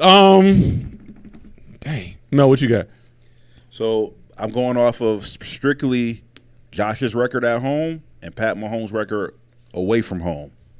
Mahomes have never played a playoff game outside of Arrowhead. I don't think he beats us there. Right. I think it's going to be tough, and I'm talking about a nail biter. Like, you thought you was emotionally with this game? I'm talking to the whole game until the clock hits 0 in the fourth quarter. People going to be like, oh, my God. Well, after 13 seconds, you got to. Yeah. So and I still think we got the advantage at home because, again, we're at home, and it's tough. I don't care who you are. It's tough to beat the Bills at home. And then, like I said, Pat Mahomes never playing a playoff game away from Arrowhead. I think we beat him there. Okay. Well, this should be extra good news. Lindsay writes in, Rasul Douglas should be good for the Pitt game. Looks like an MCL sprain. Mm-hmm. But you were saying that the sprain is just pain. It's pain management. Yeah, pain. Okay. Well, I mean, hey, that's cool for me. I don't think you have I don't think you have too many problems guarding the receivers of Pittsburgh, namely because their quarterback has limits with his arm strength. He's also not a guy that's gonna make 2 or 3 reads within a progression. He may get to a second read. I don't even think the Bills are gonna allow it to get that far, to be honest. I think they're gonna put pressure on him. I think it's gonna be a problem, and I think he's gonna throw some picks. But yeah, Rasul Douglas being able to at the very least get in the game a little bit, I would take that, right? Don't overdo it, but make sure he's ready for that Chiefs game. Because I agree with you guys. I think going against that defense in the playoffs in KC is something totally different. But when they're coming in Buffalo and they know that their bread and butter this season is their run game and their defense, right now those are the two things that the Bills have struggled with all season long, is beating good defenses soundly and stopping the run consistently. They've been better this year than every other year that this team has been together. But playoffs are a different monster, and the Chiefs know how to do just enough to win. So it's going to be a tight game. And I got to say this, just as a disclaimer, like I wouldn't even be shocked if this was one of those games where it ended up being a blowout of KC just because they can't score points. Really? Like, I wouldn't be shocked. Who are they going to throw to? They had problems enough in the first game we played them trying to get the ball to Rashee Rice and Travis Kelce, and you know what I'm saying? And their running back was healthy in that game too. So, for my money, I don't see how KC comes here and wins. I think either way, we either win big or we win a tight game, but either way we win. So I think the Bills are going to the AFC Championship game, and that means we're playing against Cleveland here. The Bills will host an AFC Championship game against the Cleveland Browns in 2024. They should make Cleveland Brown their mascot. What? They should make Cleveland Brown their mascot. From Cleveland They don't already have. From the Cleveland show, man. Fuck Cleveland. Yeah, I thought he was saying it should be our mascot. Like, why? No, they should make them theirs. They should have a. Nah, they call that racist too. Because a black dude with an afro and a mustache on a helmet, that ain't gonna fly. Hey, Cleveland. It's me, the mascot. So we're on the AFC Championship. Yeah. Okay. So that's us versus Cleveland. Cleveland versus us in Buffalo. In Buffalo. I feel like we've seen this movie before. Wasn't Bernie co-star in this situation? If we're playing Cleveland, I think we're going to the Super Bowl. You think so? Whoa. Yeah. I'm scared of Cleveland. I know you guys were. But it's not Cincinnati, so I'm good. They in the same division. Yeah. It's the other Ohio team. I'm good here. I'm good. Realistically, though, I think if I have to look at their roster construction and look at who they have offensively, I think we got a much better shot at beating Cleveland than we do Baltimore. To be honest, because Joe Flacco's a static quarterback, right? You can simulate pressure on him and get him to put the ball in places he shouldn't. He's shown in history that he'll throw picks. And I don't think he has a problem with throwing picks, and I don't think Stefanski has a problem with him throwing picks, because the name of the game is just do what you can to get the ball to the playmakers, right? Yeah. Now, in this offense as it exists right now, the only playmakers they have is David Njoku, who Flacco seems to love, and Amari Cooper. Now, Amari Cooper in the last 5 years that I remember playing him, he has not gotten off against the Bills in the same way that he did when he was with the Raiders. When he was with the Raiders, he would torment the Bills. Look it up. Right? And I think we beat him when he was in Dallas. Yeah. Right? Yeah, we did. That was the Thanksgiving game, the first time we played in the Thanksgiving game. And we shut him down. He didn't have a big game that day. Right? He had a good game last year, 8 for 113 and 2 touchdowns. But outside of that, 8 for 85, 5 for 48, 2 for 59. What about Elijah Moore? Huh? What about Elijah Moore? Elijah Moore's a good receiver. He's a good receiver. I just don't know if for my money, I can count on him to make big plays. That's why I say like their real weapons are Njoku and Cooper. Yeah. Josh Allen is 1-1 against Cleveland. He beat them here last year and lost in Cleveland. I think 2 years previous. So yeah, I think the home field advantage is huge, man. Oh yeah, yeah. I think their defense is going to be diminished by our offense. I mean, I'm not going to say that they're not a great defense. I'm not going to say that we're not going to struggle or have problems with them. But I think that our defense versus their offense. Flacco being stagnant, Ed Oliver coming up the middle on him, Rasul Douglas or whoever decides they want to fill in, because we're now establishing the fact that our defense can plug and play certain people in certain areas. I feel better about it. Yeah. I do. Yeah. Lindsay writes in, Bills D need to focus on Pitt run game. Yeah. Bear with us, Lindsay. I think the only reason we're not talking about this Pitt game is because we plan on going all the way into it on Friday's episode. That's usually our pregame, and I promise you we'll cover all that. But yeah, I agree with you 100%. The Bills D needs to focus on the Pitt run game because that is how they set up their offense right now. Yep.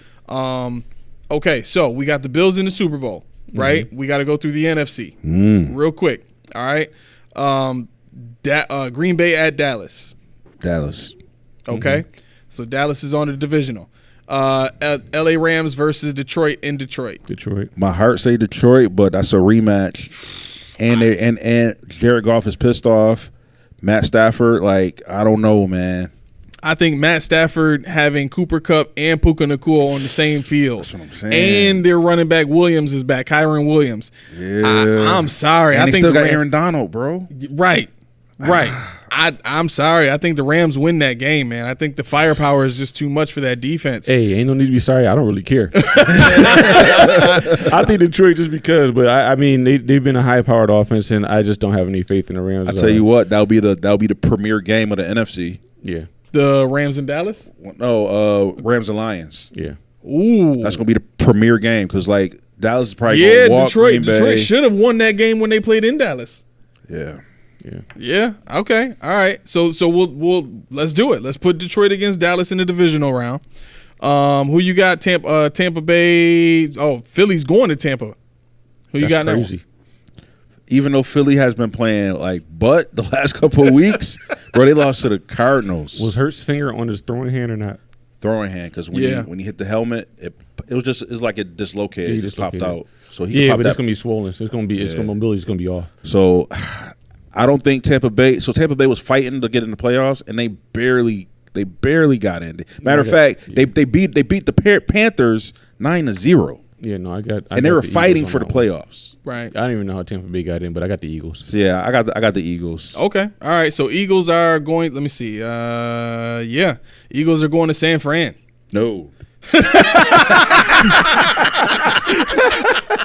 San Fran is killing them, boy. He said no. I don't think they got a shot, bro. I don't think they got a shot. All right, so let's go ahead and put San Fran in the NFC Championship. He had a key moment on that one. Jumped out his body. I'm like, what's the question? Yeah, right. That was the answer either way, regardless. Forget the question. Who's winning? Detroit's going to be in Dallas again. Who's taking that one? That's going to be tight. That's going to be tight, man. Mind you, Detroit had that game won if it wasn't for the refs. Yeah, they did, man. And Mike McCarthy, man, I can't trust him. Oh, yeah. I was going Detroit. Yeah, I might have to go Detroit on that one, man. I think I'm gonna go Detroit too. I just like what they have. I like the way they played against Dallas in Dallas, and they had that game. You can't deny that. And they would be coming in very angry and ready to win that game again. Yeah. So we'll take Detroit there. So we have Detroit going against San Fran in the NFC Championship game. Who you got? No, can you see that's a toss-up. He can even say no. This time he couldn't even say no. Bro, that's a toss-up. I think both teams could win, man. I don't know. Detroit and San Fran? Really? Yeah. Man, I think San Fran takes that. To be honest. I mean, yeah. Dude, they got Montgomery, Gibbs, Laporta. I'm in St. Laporta's hurt. Laporta's out. Laporta's hurt. He's out. He's out. done. He not playing in the playoffs? Nah, it looks like he hurt his knee. He hurt his knee, and it looks serious. It's not a sprain? It could be that MCL. Listen, that changes a lot then. Because I was going point for point, player for player. Like, that's still a good matchup. But you take one of their weapons away, and they still got Debo, Ayuk, and McCaffrey, they might win that. Right now they're saying Dan Campbell offers an encouraging injury update. Let me see. Sam Laporta has a shot to play. Okay, so it looks like he may come back. He may, but he probably won't be 100%. No, probably not. Yeah, so they would have to survive 2 rounds without him, basically. I think it's either going to be the Lions and San Fran or the Rams, man. Like one of those two teams is going to play against San Francisco. San Fran, okay. Well, I mean, we've been picking Detroit, so I think we'll keep Detroit in the NFC Championship game. I'm still taking San Fran. Yeah, who you got? Yeah, San Fran. When you said it was close, I didn't think I didn't think anybody was gonna say it was gonna be close. Oh yeah, man. I mean, the score maybe, but I didn't think it would be that hard of a decision. You know, San Fran's offense and the head coach that they have over there with some defensive prowess they have on their team as well. I think San Fran at home will be able to take care of Detroit. Okay, so I purposely didn't tell y'all this, but Lindsay chimed in, and she reached this conclusion before we even got here. I wanted to see if it would line up with what she said. Really? She said, "I see," and this is 5 minutes ago. This is like while we was still getting through the divisional. She What said, did she say? "I see 49ers Bills in the Super Bowl." Wow. Same thing. We just reached the conclusion. Broke it down. Yeah, we just broke team it down. for team. Yep. I need somebody to take San Fran out because my anxiety level went up again. Playing against San Fran? Yeah. No, you remember what happened the last time Josh played against that San Fran defense? Yes, I do remember it. What? He had a We ball. destroyed them had a boys. ball. I'm spitting all over the place now. We destroyed them boys. He had a ball. Playing? Yo, oh my gosh, go back to the Hold on, game, did they have please. Debo and Ayuk? Yes. I'll find it. Yes. was, Bro, Josh destroyed that defense. So the only person- oh my God. So the only one they didn't have was McCaffrey and Purdy. Yeah. Why don't remember that game? Oh my gosh. What was Here it? Was it is it right a Monday? here. 2020, 32 for 40, 80%, 375, 4 touchdowns, no interceptions. Oh, that was 2020. Yeah. Yeah. That was his That was the beautiful AFC year. Championship year. Okay. Yeah, he had a ball on him. He went off. Was on San the Fran boys. that good back then? Yeah. They were? Yeah. Wow. Yeah. Yes, they were. San Fran has had a good defense for the last 5 years. I think I'd just be inconsolable if the Bills made the Super Bowl anyway. I would be afraid of my own shadow if the Bills made Super Bowl. I would, because they went there 4 times and lost, I would be too, dude. I'm not gonna lie. Hey. I'm not gonna lie. And man. good things don't happen to good people all the time. Even though I know that every stitch of player of existence from the 90s is not on this team. This is a whole completely different team from the owner all the way down. I get them. I'll be just like you. Heebie-jeebies, yeah. I'll be just like you. Key like this. Yep. Stressed out. A.B. over there like, man, look it, because you got the coefficient over here. And listen. this year he did this, and I'm like, I don't remember none of that. Hold on a second. I don't know. Man. I just feel like the city would just explode if the Bills win the Super Bowl. Oh, the city's going to be no more. The city will be no more. Like, the Bills I'm not win. going to work. I don't think people going to school. Y'all thought the riots to all these dollar stores was bad. The whole city is going down in flames if we win the Super Bowl. Can you imagine if we won, dude? Oh yeah, I'm running down the street. I will act like we've been there before. Every rent center is getting broken into. Every one of them joints. I'll be down here like marvelous. Exceptional. Key, how do you feel? I knew it all along. He gonna sit out on his porch and just watch the ruckus happen with a glass of wine or something like that, some red wine, just swishing it around. I'm circling, I'm swirling it in my cup, and I'm just like, marvelous. Let's go, Bills. Let's go. Who's going to the parade? All right. Anybody going to the airport? You? Man. Okay, let's go.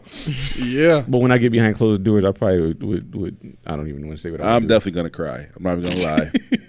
Melly Mac's going to cry. I think know we I all would will. cry because Every last one of us. I cried at work with when the Nuggets won, and I'm telling you, if the Bills win, multiply that times 20, man. All right, all right. Well, we have reached the end of the show, and that means I got 90 seconds, baby. 90 seconds. I got 90 seconds to get this thing going. So here's how it's going to go. I need everybody that's watching right now to do me a favor. If you haven't followed us on all of our other social media pages, take a trip over there when you get a free chance and just click that little button, okay? Those of you who have watched the show today and checked us out, and for those of you that are going to watch after this is already posted, days after this, please feel free to hit to give us a subscribe. Make that thing Ring a ling a ling a ling. You stretched it out on purpose. On purpose. He Y'all ain't see gonna what's make it 'cause he happening right chastised now. me. His Every time chastisement he was going to be the reason why he downfall. Anyway, okay, I got 50 seconds. Okay, so, no, 40 seconds. All right, listen, thank you to everybody that's been watching, okay? As you can see on our Instagram page, we're populating. We got things coming, okay? So be on the lookout for bigger and better things. Keep coming with the comments. We love reading these comments during the show. I'm telling you, like, this helps the show and enhances it, everything, okay? It's great. Other than that, if you haven't told just one person, if you haven't told one person about us, please do that. That's all we're looking for. If you know one person, just tell them about the show. Tell them where we at. Show them something if you need to show them something. Let's get them in here. Let's grow this thing together so that we can give you content that you'll love more consistently every single time. With that being said, it's been the Post Podium Podcast. I've been your co-host, Aramis. This key. Melly Mac. And it's the home of all true dose sodium takes. And we are out. I did it. I mean, the music stopped, but, you know, the last breath. Nope, I did it.